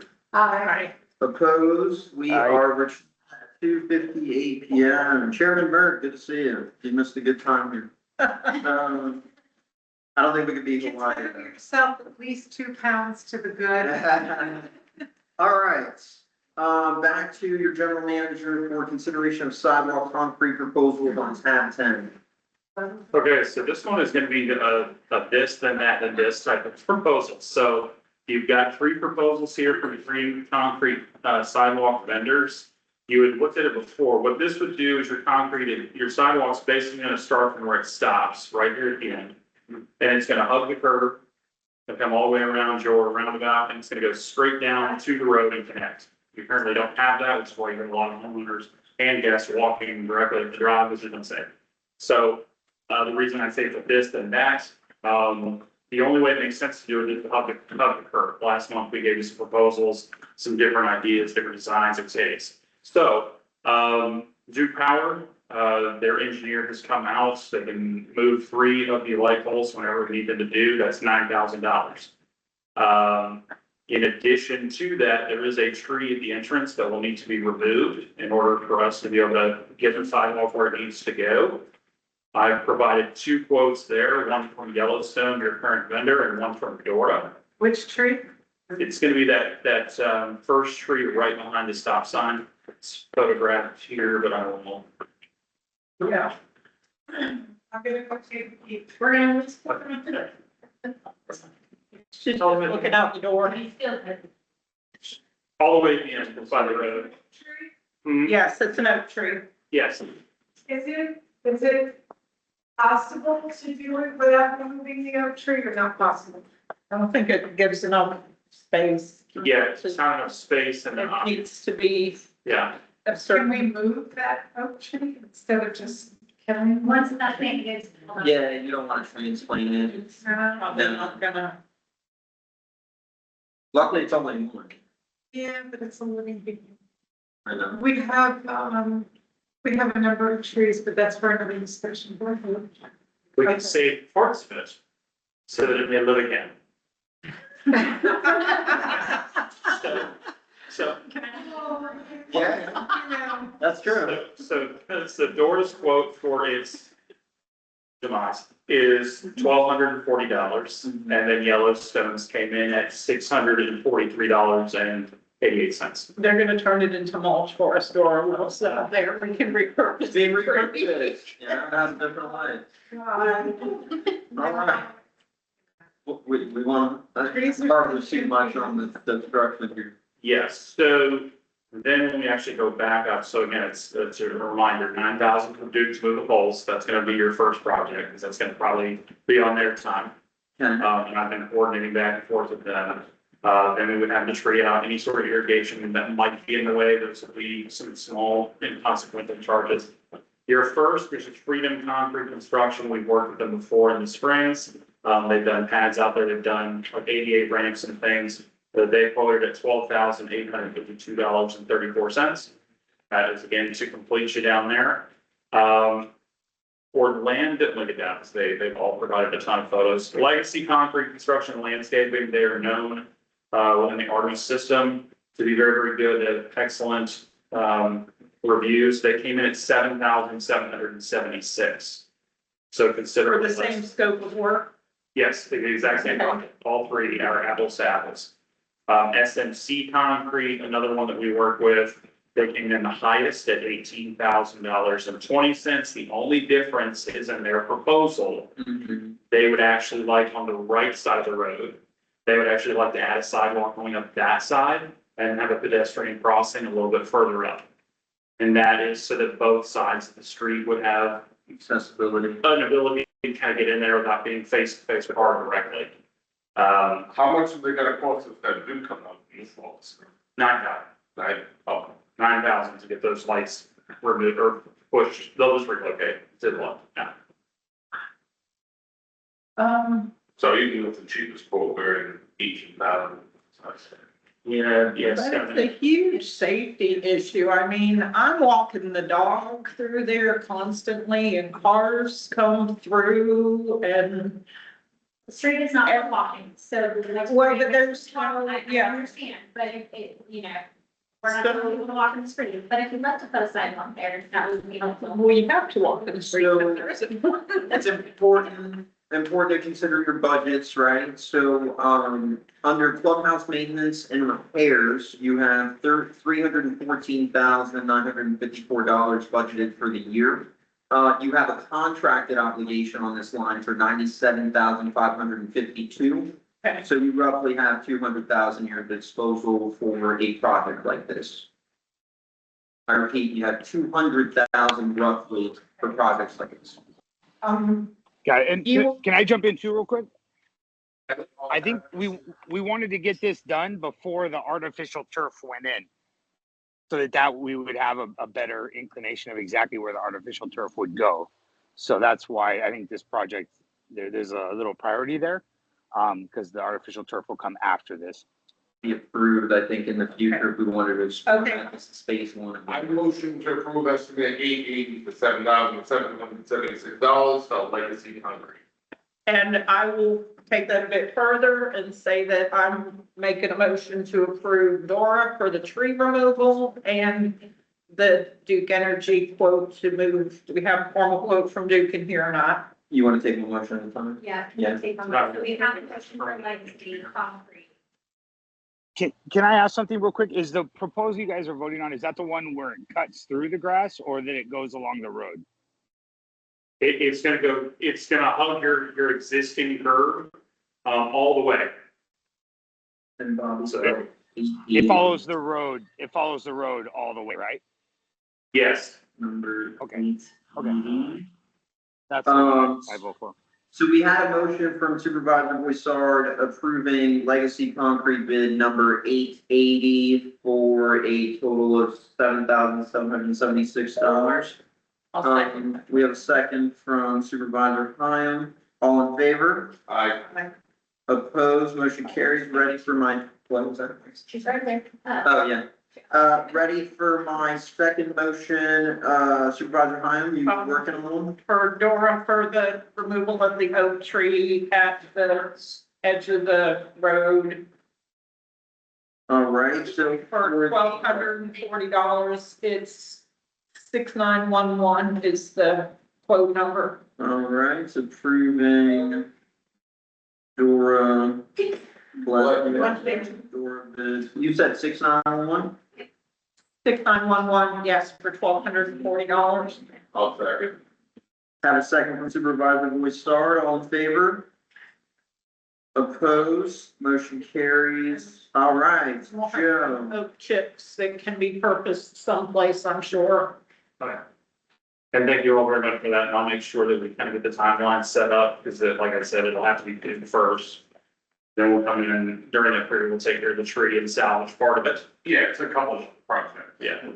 And then we'll obviously get, It was probably a month just to coordinate with them. yes, plan, so. I didn't see the quote in here. I was looking for it too. I think we're only told that it's $9,000. Okay. I motion not to exceed $9,000 to Duke Energy to relocate the existing light and circle. I'll second it. I was looking for the quote in here and I don't see it. Not, 9,000? 9,000. Does that cover what you need? Yeah, that's what the Duke. 9,000, yeah.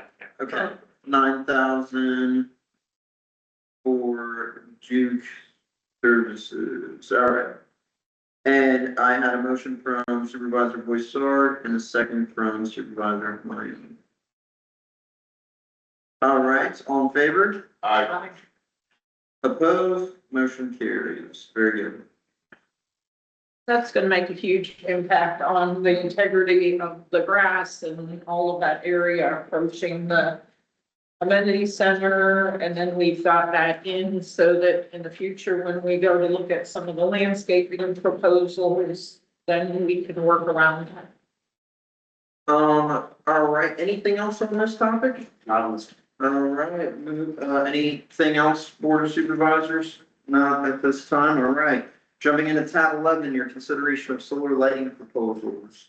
All right, so you guys have seen these before. The only thing that we had discussed was concerns about theft and obviously positioning and things like that. But they're all more or less, again, Saint Electric.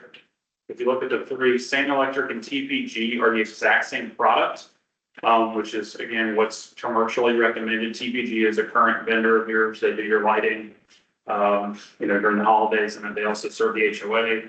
But I heard, good things about Saint Electric as well. Commercial lighting and electrical, their quote is certainly lower. But in my review of the product that they're suggesting, I don't believe that it's going to offer the same lumens because the instructions were to try to match your actual main front gate at that marquee. What we discussed obviously was the concern of, theft. They do put, what they advised me is they do put, concrete anchors deep into the ground to hold on to these. But they said if you were additionally concerned, the only real thing that they could each do and were willing to do with the current quote was to add some sort of chain or rebar from one anchor to the next anchor to make it far more difficult for somebody to get any of them out because they'd have to take two and kind of use both. In terms of Sharon Meart's question about the actual lighting, they have done a solar study up there and they would pre-affix that to where it is so that they're both whoever it is getting, the solar lights are getting the adequate solar exposure that they need. So, and then as far as with your question, Karen, about mounting them on posts, I did ask that. They said that they have done that in the past and it was almost always redone because during the day it was an eyesore because of what they looked like. And also the lighting itself didn't look as good kind of in the downward position. So they did recommend we kind of stick with what it is. They were willing to at no additional cost, add that kind of extra safety net between the two anchors. So I went to last night to look at this. And there's a big electric box up there. There's poles and everything else blocking the sign. If you're in the street, you're in the car, and you're looking to the left, the sign is totally blocked out by this big electric box and pole panel. How much of that lady we actually own up there? Because it doesn't appear that any of it is always besides the sign, because we have the tree covering half the sign. Whole county has utility almost right up to where our mulch is. And then we had a bunch of other people put signs all over the place up there. So I don't actually know how much of that land we actually even own. If whole county is kind of just taking that land over because right now they have utilities all over the place up there. Yeah, they definitely have an easement. Oh.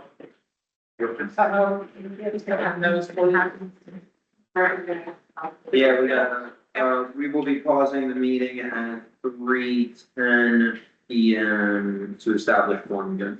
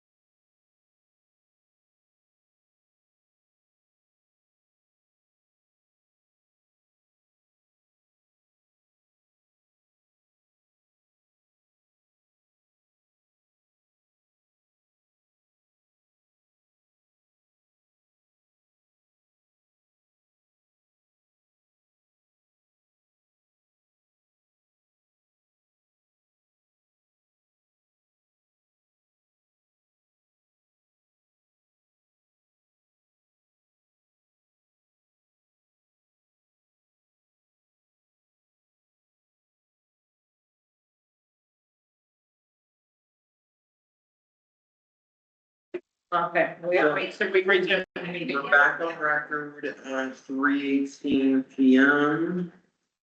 Return. All right, and back to Joe and the board for continuing to review this. I think Savannah found in the public records, the fully executed recorded version of that, so it should be goes in review and me. Okay. So do we need to table this pending the easement, or can we I vote on this? It looks like you're ready for consideration. Okay, We can, so are we happy with TGP service that they've been providing us in the past, is my question. Yeah, I mean, We're happy with them as a TPG as a vendor? just take the sales tax off that. Because if so, I would, support that quote, and I'm trying to find it. TPG Yeah, TPG. should be in a sub item. Yeah. Oh, I found it. It's, take off the sales tax, you said. I mean, I would make a motion to approve TPG lighting quote number 1735 for a total of $2,428.56, and that does not include the sales tax. Yep. All right, and then we'll work with the general manager on revising that. Did you have a second? Second, second from Supervisor Boissard, all in favor? Opposed? Aye. Motion carries. We will code this the same line item that we just did the concrete repairs. So this line item out of 314,954 has occupied 115,568, adding this $2,428.56 to a total of roughly 217,000. Okay, all right. 100, yeah. All right. Anything else? Gentlemen? No, okay. Bear with me. Approving the TPG. Substantial. And Joe, if you could just have them revise the final invoicing without the sales tax, let me know if you need the exemption form. Yeah. And 3,000. All right. All right, moving on. We have consideration of gym equipment proposal. okay. Bear with me on this one, because this one's a little more in depth. So for this one, this was an opportunity that the chair stumbled upon its Reserve of Champions gate. Basically, they purchased them all this equipment for one of their clubhouses. They purchased in all this new equipment, and then the board decided to turn this into HOA office instead. Left them in a predicament, they haven't found new equipment, nothing to do with it. They have sold some items piecemeal, so it has changed slightly off of what I found. Yeah, I did provide you each with a new list, should be underneath. Is that on there? We have it. Yeah, somebody should go to this. Yep. Okay, so it should give you a full list of everything that's there.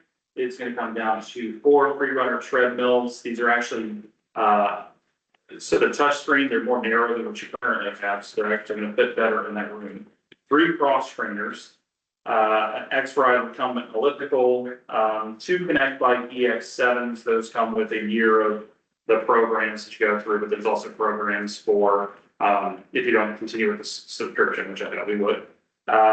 There's an RO rower that was kind of one that was, a rowing machine, was kind of big, at least in terms of wants. There's a training zone. This is a very large piece. It's not meant for outside. This is something that, is included in this, but we gotta do 2 things with it. We can take it apart, and then you mount the wall version, which has kettlebells, medicine balls, resistance bands, things like that, and then the rest of it, you can just try to sell, and do it that way. Then you have 3 multi-adjustable benches, all brand new, impact vertical row, seated leg press, chest press, and then a lat pull down. So essentially what you would be looking at here is their cost was 121,442. When I first met with them, we kind of discussed somewhere in the ballpark of 55. I told them that we'd like to be low 40s because we're going to basically be having to shift equipment, store some, figure out what we want and what we have versus what they have so that we have a full kind of circuit for every muscle group. And then on top of that, then we could more or less sell what was left. You have your own to sell, which was previously valued at maybe 7,000 to 9,000 by your vendor who's doing your preventative maintenance. And then whatever you decide not to use, because you're saving approximately 65% off of their purchase price, then obviously you'd be in at about 42.5. I did comp as best I can. Obviously, I'm not a gen vendor, but I did comp most of these items out so that we kind of understand what they were, what they were worth piece by piece. And then I also got a quote from your current vendor on what it would cost to just replace what you have right now with brand new items. So you can kind of see a comparison. And that would be 96,979, which is above, is listed in your, right here above. That would be exercise systems. So if you went with all new equipment, remember what you currently have, it'd be just shy of 100,000. Whereas in this situation, you'd be getting new equipment at 42,500, and then we would have access to sell through that. And presumably the excess that we have to sell would cover our cost of dismantling, moving, and moving. Yes. Back together. Yeah, so we broke it down. We basically did I kind of did like an expense sheet and basically it phased how it would work. So the first acquisition and secured storage, which would be immediate. I did a max of 2 months on that because I feel like we can move a lot of that stuff. And obviously, depending upon what happens with the floor, we'll talk about that. And then obviously a gem refresh for a period of time and then installation and a brand reopening. So in terms of equipment acquisition, that's actually off. I had it from 45 to 55. We now know the price they want is 42.5 because it just want to go on now. So they did drop that number. Storage, we have it 400 and we quoted through 3 different vendors. Sorry, but Oh, I have some questions when you're done. I'm Okay. Trying to make sure I don't include my, no, you're fine. We went through 3 local storage vendors. We wanted to make sure that they were all within like Lake Wilson Road, very, very close by. Truck rental and moving, that was in there at 2,000 to 4,000. So we put in just kind of a total projected cost of 50 to 60. Again, because we're down another 5,000, I would now say 55,000. That's the total projected cost all in. okay, For the moving, storage, transit, and back and forth of it. so, For this proposal, For this proposal. 55. so they never used any of this equipment at all, or, okay, No. are there warranties that It's would be? brand new. Yeah, it was indicated that the manufacturer's warranty would transfer, but it's all brand new. Okay, so we can transfer the manufacturer's warranties, which, okay, That we can do. We also, we have to, the board would have to declare this currently their surplus property and sell it in accordance with the requirements of chapter 274 for a statute, because this is property owned by a local government. So essentially this board would have to declare it all surplus. We have to list it out. Then we have to offer it for public bid and take the highest dollar value. If no one bids, then you can surplus it and sell it for however much we can get for it. But we do have to go through a bit of a more formal, this is available, please come and bid on this date and time, or send, show your offers by X date. In order to be able to show that we did try to get the best possible return for the district on. Their house for that to the road. Yes, it's a very informal way. It's not incredibly delineated in statute about how you have to do that bidding, but you do have to be able to prove that you did go through a process to get best price. okay. So of everybody in this room right now, I think Albert is probably going to be the one to get the most use out of this. So I look at this and it just looks like serial numbers to me. Have you had an opportunity to review this equipment and see if there's what you got? There'll be a cable machine, very similar to what we got. Yes, the cable, The cable machine. no, the cable machine they do not have a cable machine. They have one, not a lap pull down. The cable machine, you're probably going to replace the one that you have. Yeah. Because it's all scratched. So that's the only piece that will have to actually replace. Okay, connect by, So I would recommend we have a cable machine. Yeah, I definitely agree with Albert. We would need to replace the cable machine with something that's a little bit more up to date, because I feel like that's broken Yeah, all the frequently. benches that are, from falling apart, we got, We've got 3 benches on this boat, unadjustable, no good. 3. So what's on this list is a 10 TRX 3-runner treadmill. There are 4 of them. Yes, and you currently have. 3 cross trainers, 1 X-Ride recumbent elliptical, 2 Connect Bike EX7s. Are those like, Peloton? They look very similar. Again, I'm not an expert on this, so I don't want to say it is a Peloton, but they look very, very similar, and they do have the software that comes with it. It's been, they haven't used serial, so you have a year. So you could use them for, what is it called? Spinning, Yes, spin classes. yes. Nice. Can I jump in really quick? Yeah. Can I jump in? Yeah, so I was the one that found this. I actually went and looked at everything the day they posted it, and I called them up and said, I will come in the car right now, because I was like, this doesn't look real to me. Every machine was brand new. It had not been used. They assembled them, they left them in a room, and they never opened the gym. It's a second gym at Champions Gate, and they have a main one. And so it was all there. They switched it, wanted to go. The treadmill, like the Connect bike, the Echelon is like a little bit less expensive than a Peloton, but very similar. It has a big screen. They have trainers on it. You have to pay for a subscription every month. I think it comes with a year. When you get it afterwards, it's, whatever, $30 a month. But anyone would be able to jump on it, ride, and have a trainer say, let's ride through the Alps. Let's ride through the Tour de France. And actually have them go.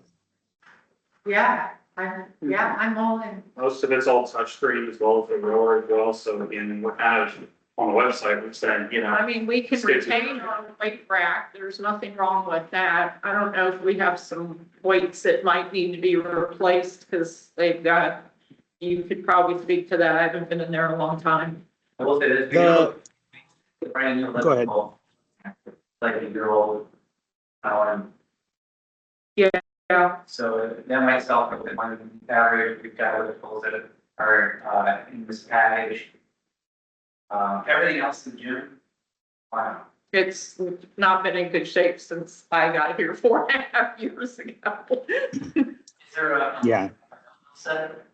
No, we have to keep the weight rack. you would keep the rack, but what's your current vendor suggested, because this one's really large in terms of its footprint, they suggested a different shape 3-tier, and you would go about 75 pounds. Okay. And you would just be adding that. Yeah. We would also, and this is maintenance side, so it's not really cost, we would be removing cross beams completely, Mhm. so that you actually have A full the glass. mirror, so you can see that and trying to. Too. No, I think this is a really good opportunity, and it's long overdue. You have, so clubhouse maintenance and repair, I mean, you do have fitness maintenance that we can utilize the $10,000 in there. And then we could reallocate the remaining costs to the clubhouse maintenance and repair. You have just under 200,000 at your disposal for the new fiscal year. I think we move forward and do it. I think it would be a huge satisfier for the guests. We can move into the new cafe model. Greg can start offering some, protein, some smoothies for gym goers, some protein bars and stuff to support that. And I think we have a nice setup for our fitness motivated guests. Yep. I agree. I think if we can change the face of this community from being just kind of like a low grade, come, flop, stay kind of place to kind of a health and wellness sort of resort with the pickleball and the tennis courts and the kitted out gym and, maybe some, pickleball classes and things. I think we can totally change the face of this community. Don't get rid of the cable machine. Well, we need to replace it. Now, We wouldn't that's get the rid of it committee until I we would want replaced you it. on, is the gym Yeah. committee. You know what you're doing here. I mean, honestly, I used to come to the gym pretty regularly and I remember seeing you up here, but the equipment was just so inferior and I just stopped coming. We would keep it all and basically we would just go through and say what fits and what way best. And Uh-huh. for example, you said it's relatively elliptical. If you guys don't think the recumbent elliptical fits your style, you would just sell that you Yeah. already got at a discount. You would keep what you currently have. So we kind of do it that way. So. We'll get you a surplus resolution and then you just tell us the list, and what's happening with the list of surplus property. Yeah. And you can then move it. That's exciting. I've been waiting for this. So, it sounds like we have an option seat of 55,000, Joe. That covers everything that you need for this proposal? Yeah, so, looking for a motion for not to exceed Real ahead. quick, Brian, can I say one more thing? Yeah, So one, the equipment was all installed, and Joe, I didn't think about this, but is it possible for that to fit through the front door? And if not, we would have to maybe deassemble and reassemble to get some of it through, or is it Doors. the door Yes. into the gym? Yeah, so the equipment, at least the equipment that we have quoted so far, anything that's too big, they'll do light breakdown. So if it exceeds that, then obviously, we'll let you know. Really, the only thing that it would be a cable machine probably, or something to that effect. That TKO is definitely not gonna fit in there. Yeah. Okay. Because it's huge, but it's awesome, and I wish it would fit in there, and I wish it was Could- outdoors. Could the TKO is not outdoors? Like if we put it out, it would rust? I mean, arguably, The TRX thing. yeah, so I I'm love arguably TRX. training zone. I have seen them run online, like I've seen people spray them so that they could be used outside. It just right in front of the gym, we have that dirt area that we were talking about putting artificial turf down. I mean, I don't know, that would be out kind of in the open, but I'm excited about this. So maybe let's get what we can right now. We'll figure it out. What I wanted to say was, as much as this is a fantastic solution for us, this is an even better solution for Champions Gate. They were like, we want it to go. We're not getting many calls of serious people. So I think, Joe, when you go back to that, I think we now have, if we'll have the approval when we vote on this, but man, if it's possible to go a little bit lower, we may need to pick up 1 to 2 extra machines, but I think we've got them in a great position where we could move it all out. They could have their office in one day. And so I think that is worth maybe a little bit more if it's possible in that negotiation, say, could we go a little bit lower and we'll be in here and pick it up. So that'd be my last thing I would throw out there. But it is, I think, a huge upgrade for our gym, and I'm really excited. If we could take that one piece of equipment and, our cabanas aren't fully rented out all the time. And if we get to a point where we have more demand on our cabanas than we have presently, but maybe we could get clear plastic curtains for our cabanas and put that piece of equipment inside. It's going to be way taller than that. No, it's a bit, it's a whole like frame. It's a big rig. thing, like Scaffold kind of, imagine a big scaffold that you hang in the It's mount. like a funky bars above, and then it's the wall. Yeah, it's very well. How big is it? What are the dimensions? Like you would need like a big wall, like. Yeah. Probably bigger. Like that room. where we're It would putting fit in the entire room here. Yes, yeah, wow. Okay, so we have a motion on the table for not to exceed of 55,000 for the gym enhancement proposal. Anybody want a motion? Second, Motion from Supervisor Hunter. And Yeah. a second from Supervisor Merce. All in favor? Opposed? Motion carries. Very good. I'm so excited. Anything else on this, Joe? no, I'll just coordinate with them. Like I said, I'll try to negotiate a little. Okay, moving up. Did we not have the, Great, good time. Do the line, but Yeah, Lauren. then my Okay, laptop just died, so let me pull the thing up Yes. on my phone. the tablet on? Yeah, I got another one. oh, do you get, okay. L. I was just. So Joe, go ahead and, start the floor presentation. Yeah, so this, you guys have seen this before, just one of the requests was that we get some samples in. Let me see, so you've got basically two exercise systems, which is your current, preventative maintenance vendor. And then you've also got Orlando flooring gurus. So for the two of them, you'll have some smaller samples that I've placed on the table there. That is going to be Orlando flooring gurus. And then I've got these two large ones here. Those, yeah, This those are one's- from your current vendor exercises, those are preventative. This maintenance. is 5 to 6 month lead time, and I don't know if that's gonna work Yeah. with our, That's for that specific color. okay. Yeah, so that's for that specific color. So if it's the black with the fleck in it, you can get it almost immediately. Oh, okay. They're all 8mm. That is what they suggested. It is low VOC because I know smell was a concern. They are, all 8mm. They did not really recommend kind of the rollout, the much larger amount. And they didn't recommend going over 8mm because they mentioned that, you know, the only time that you really see that in our type of gym is if you're doing some much heavier type of activity, and then their, you know, concern was that you're gonna see some breakdown from that. But again, that was just from them, so they didn't want to provide the samples and just get your thought on the color. In terms of time, I mean, they said that, you know, the one, Orlando flooring Exercise systems is 13,886, yes. and And then Orlando flooring is 13,023.50, and they installed the samples they provided you, the small samples. That's what they installed in Planet Fitness, UFit, Crunch, Anytime Fitness, wherever they work. I think they do like Crunch and Poincianos, they just did the floor there. which one is Exercise Systems Inc.? Do we not have a sample from them? No, that's not, that's the big type. That's this one. Yeah, that's the large type. Okay, because I'm looking at that and it's 9,254.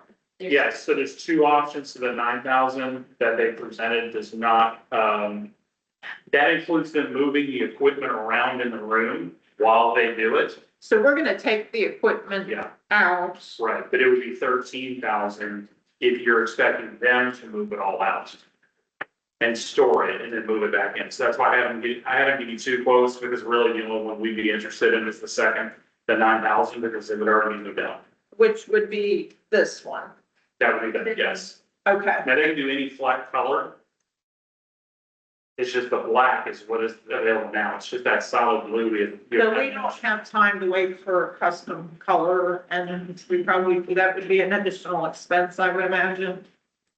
Yeah, well, it's just the time, honestly. Okay, and the time, so I'm good with this because I was actually gonna choose either one of these, but my concern that I had with this one is that the white pieces might start to gray from foot traffic. Right. Even though I think it might be a little bit brighter. Are we gonna, How's the quality? Are they similar? This one's, You have- it's much, the larger tiles and much thicker. Is it? I think they're very similar. I think they're both 8mm according Yes. to this quote, so do you wanna see these? I just want to scratch them. Um, Yeah, I wouldn't. That's, and then this would be a 5 to 6 month custom production. Yeah, these are the same, so. I'm telling you guys, as it sits right now, people are gonna scrape that up. We've got gym equipment with no wheels that are just slid across the floor. Well, we don't know what this new stuff is. I mean, well, I think maybe we need to put some signage up there There's already signage. directing Could we- people not to move equipment Could and, we bolt the equipment down? Like the gym? And, I mean, it's the benches. Like that. Yeah, it's the benches, they're probably going to The signage said we not move the equipment. Yeah, so do we need to have some, rounding through the gym We're open 24/7. hourly during the day? to, I don't know. Yeah, I mean, yeah, I mean, But like if anytime fitness and stuff has this flooring, people have stuff around in the gym all the time there. yeah, and again, I mean, ideally, in the event that that happens, is we can identify, I mean, we'll figure out, but, you know, otherwise, I think the most part, if we bolt down the vast majority, which I think is. Albert, from your experience, what would be a better flooring solution? I mean, if you're gonna do a, make sure it's for the square blocks and not for the wall. Yeah. The carpet, handled it well. But the carpet gets spills on it that needs to be shampooed and, And I'm not saying it's the best Yeah. solution, I'm telling you that, rubber is gonna get scraped up. With what we got right now, if you put it in there, in a week, you can see scrapes on the floor. Can we go with, can we look at, an institutional, like a commercial type of carpet that's multicolored so that, you know, if somebody spills something on it, you know, that's dark or something like that, something that's Scotch guarded. We could just fix the wheels on the things. yeah. Right? I mean, we don't, I'm just saying, within a week, you're gonna have scrapes on the floor if we just put the floor down and sit. Well, I think the idea is to move the equipment out, put the new flooring in and put the new Correct. equipment I'm in. not worried about that. Yeah. I'm worried about the dimension kids all around the tinted. Every morning, we're gonna get the spot. Well, I think the most reasonable solution is bolting your benches down. It's very common for just. We have 3 benches now. In the past, we only had 1 that would get moved around, right?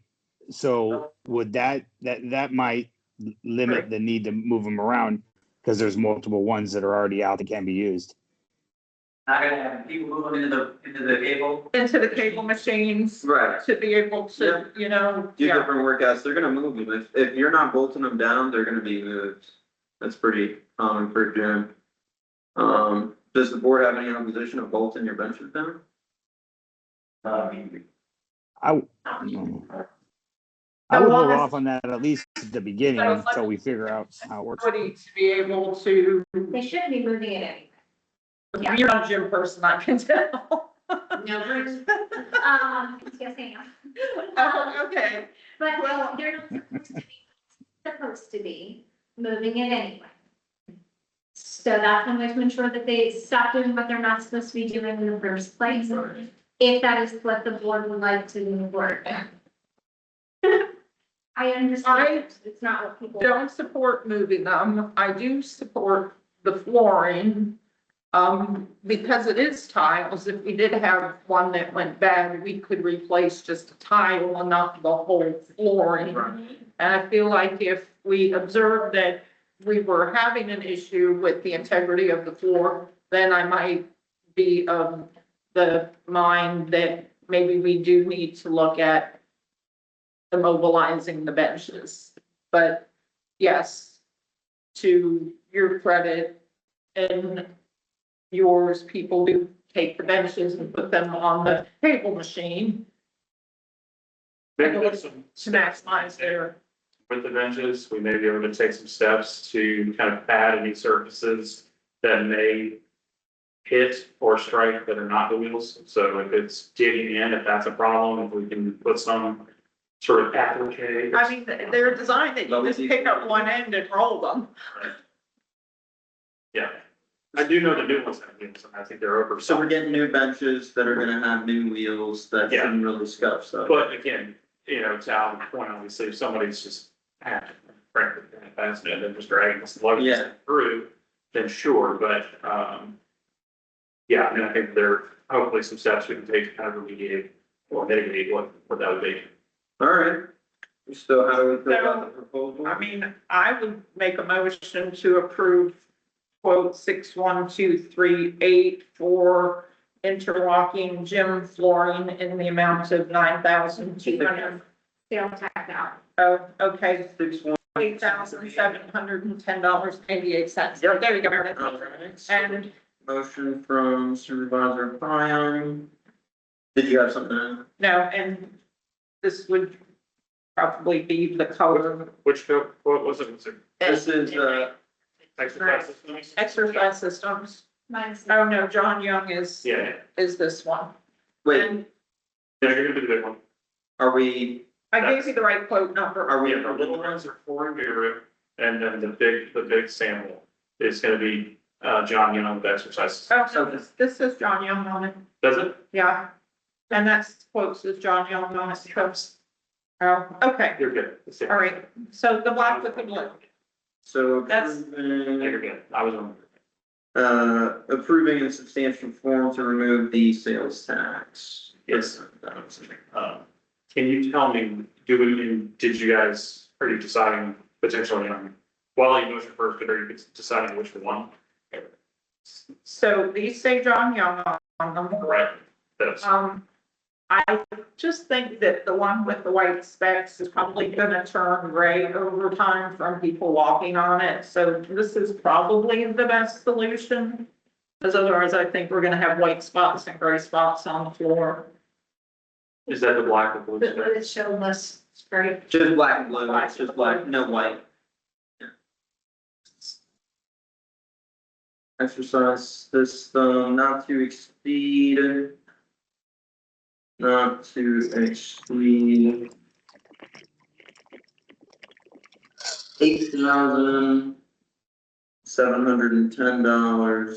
$8,710.88. I had a motion from Supervisor Heim. Do I have a second to the motion? Second, Second. I actually had, thank you, Brian. I had a second from Supervisor Winker. All in favor? Aye. Aye. Opposed? Motion carries. Joe, anything else on I don't know. this? All right. Good job, board. All right. Yeah, right. Moving on to tab 13, you have your consideration of fiscal year 26 goals and objectives. So as you all know, a couple legislative sessions ago, the legislature implemented something to where CDDs have to adopt annual performance measures and what we call goals and objectives. You report on these every year. You have to re-adopt new ones each and every year. Our firm has put together some general goals and objectives that the CDD will meet in this upcoming year, which will run from October 1st to Wednesday through September 30th of 2026. Each of these goals that we've included are actually already things that are statutorily required for the CDD to do. So it should be a fairly straightforward process. We try and select goals that are very attainable and things that can be measured. So having meetings, doing your audit, not things such as keeping your grass alive, because that's kind of difficult to measure and out of our control. And So we're just looking for a motion to approve. unless there's any questions. I'll probably make a motion to approve. I kind of looked at this and I think we're gonna have more than 3 regular board meetings. Yeah, okay. Okay, motion from Supervisor Heim. Do I have a second? Yeah. Second from Supervisor Winker. All in favor? Aye. Opposed? Motion carries. All right. Resolution 2025-24. Yes, this was presented at a previous board meeting. You'll actually see the date on it. It's the February 13th board meeting, as long or most actually this board may recall. This resolution was approved by the board at that time. Unfortunately, in transition, we've determined that for whatever reason, that resolution was never signed. I remember that. And the prior management company unfortunately never actually submitted the agency order for the district to be able to utilize. For resolution 2025, that's There. Second it. I have a motion from Supervisor Ward and a second from Vice Chair. All in favor? Aye. Opposed? Motion carries. So now they can actually utilize online advertisement system that we were hoping you all would have been able Able to. to access. Yes. So as we're, and I don't know if this is more of a shady conversation. If we need to have a shade session, we need a motion to add shade. I don't know if it's, Let's go and see. I know that there's been concerns about the gym being open 24 hours and concerns about moving of equipment and other things. Is it appropriate to put in the That space? a shade. Okay, yeah, Would we like to have shade? We did advertise, every single board meeting is advertised as having a shade session for security discussion. It wasn't on the agenda, but that's something Brian has committed to making sure goes on the. That will be on the agenda. Or have a part of the debate, which have. Yeah. Shade. That's Okay, let's, Motion, I'd like to make a motion to go into the shade, please. motion from, Vice Chair Pyle for adding shade session to the agenda. Also. Yes, Second from okay. Supervisor Boissard, all in favor? All in favor, Aye. yes. Opposed, motion carries, bear with me. Would we like to enter into that shade session now? Yes. Okay. All right, so everybody on the call, the board will be, reviewing a shade session and we will be back shortly.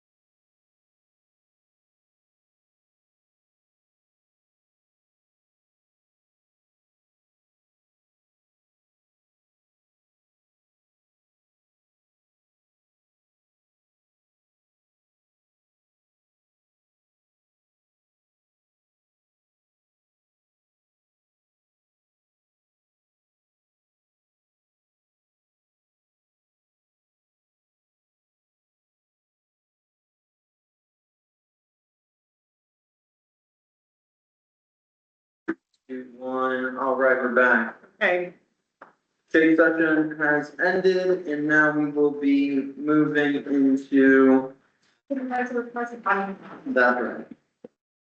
Or like do audience comments first. before supervisor. Yeah.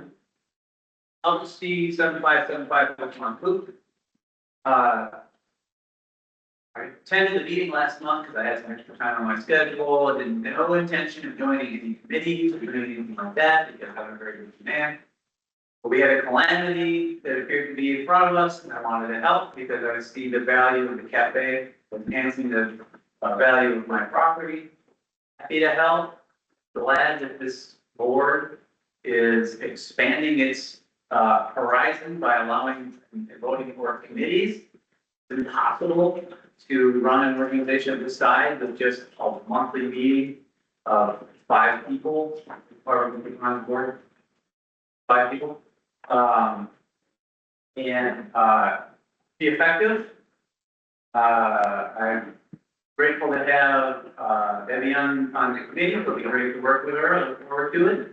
And I had zero interest in any of this other than homeowners. And I saw a situation that I thought was going to be bad for the community. And I look forward to continuing to hold our vendors accountable, continuing to work with Bob and everybody else on here, one of the people on board. And so, hold on. No, thank you for those comments. Thank you, thank you. Yeah. And I just want to recognize Brian Meir, who months ago recognized that one monthly meeting was not enough to engage everyone. And as a result of that, we do have these very productive town hall meetings that allow us homeowners to come in and, hear what they miss when they can't participate in this meeting because it's either the wrong time or too long and they're working or whatever, but it gives them a voice that they previously did not have before. So thank you, Brian. Brian has left the call. Oh. But thank you. Wow. We'll see. I don't know if he excused himself. What did happen? Any other supervisor comments or requests at this time? If not, be looking for a motion to adjourn this meeting. Supervisor Boissard. I just want to, kind of put it on the purview, and put it out there that one of the next things that I want to move on, and getting the pots filled and getting that done substantially under budget, if I might add. I'd like to look at doing the next thing, which to me is important, is starting to look at where we can put park benches throughout the community. And the first one would be right there in front of the entrance of the clubhouse. There's a beautiful corner right here as you pull in. I would love to see a park bench there where people could sit, wait for their ride.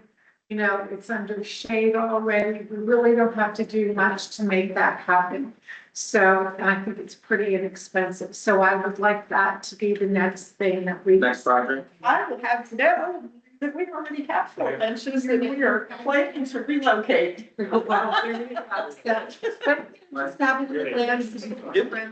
So it's nice. So we'll have our maintenance team. It looks like we're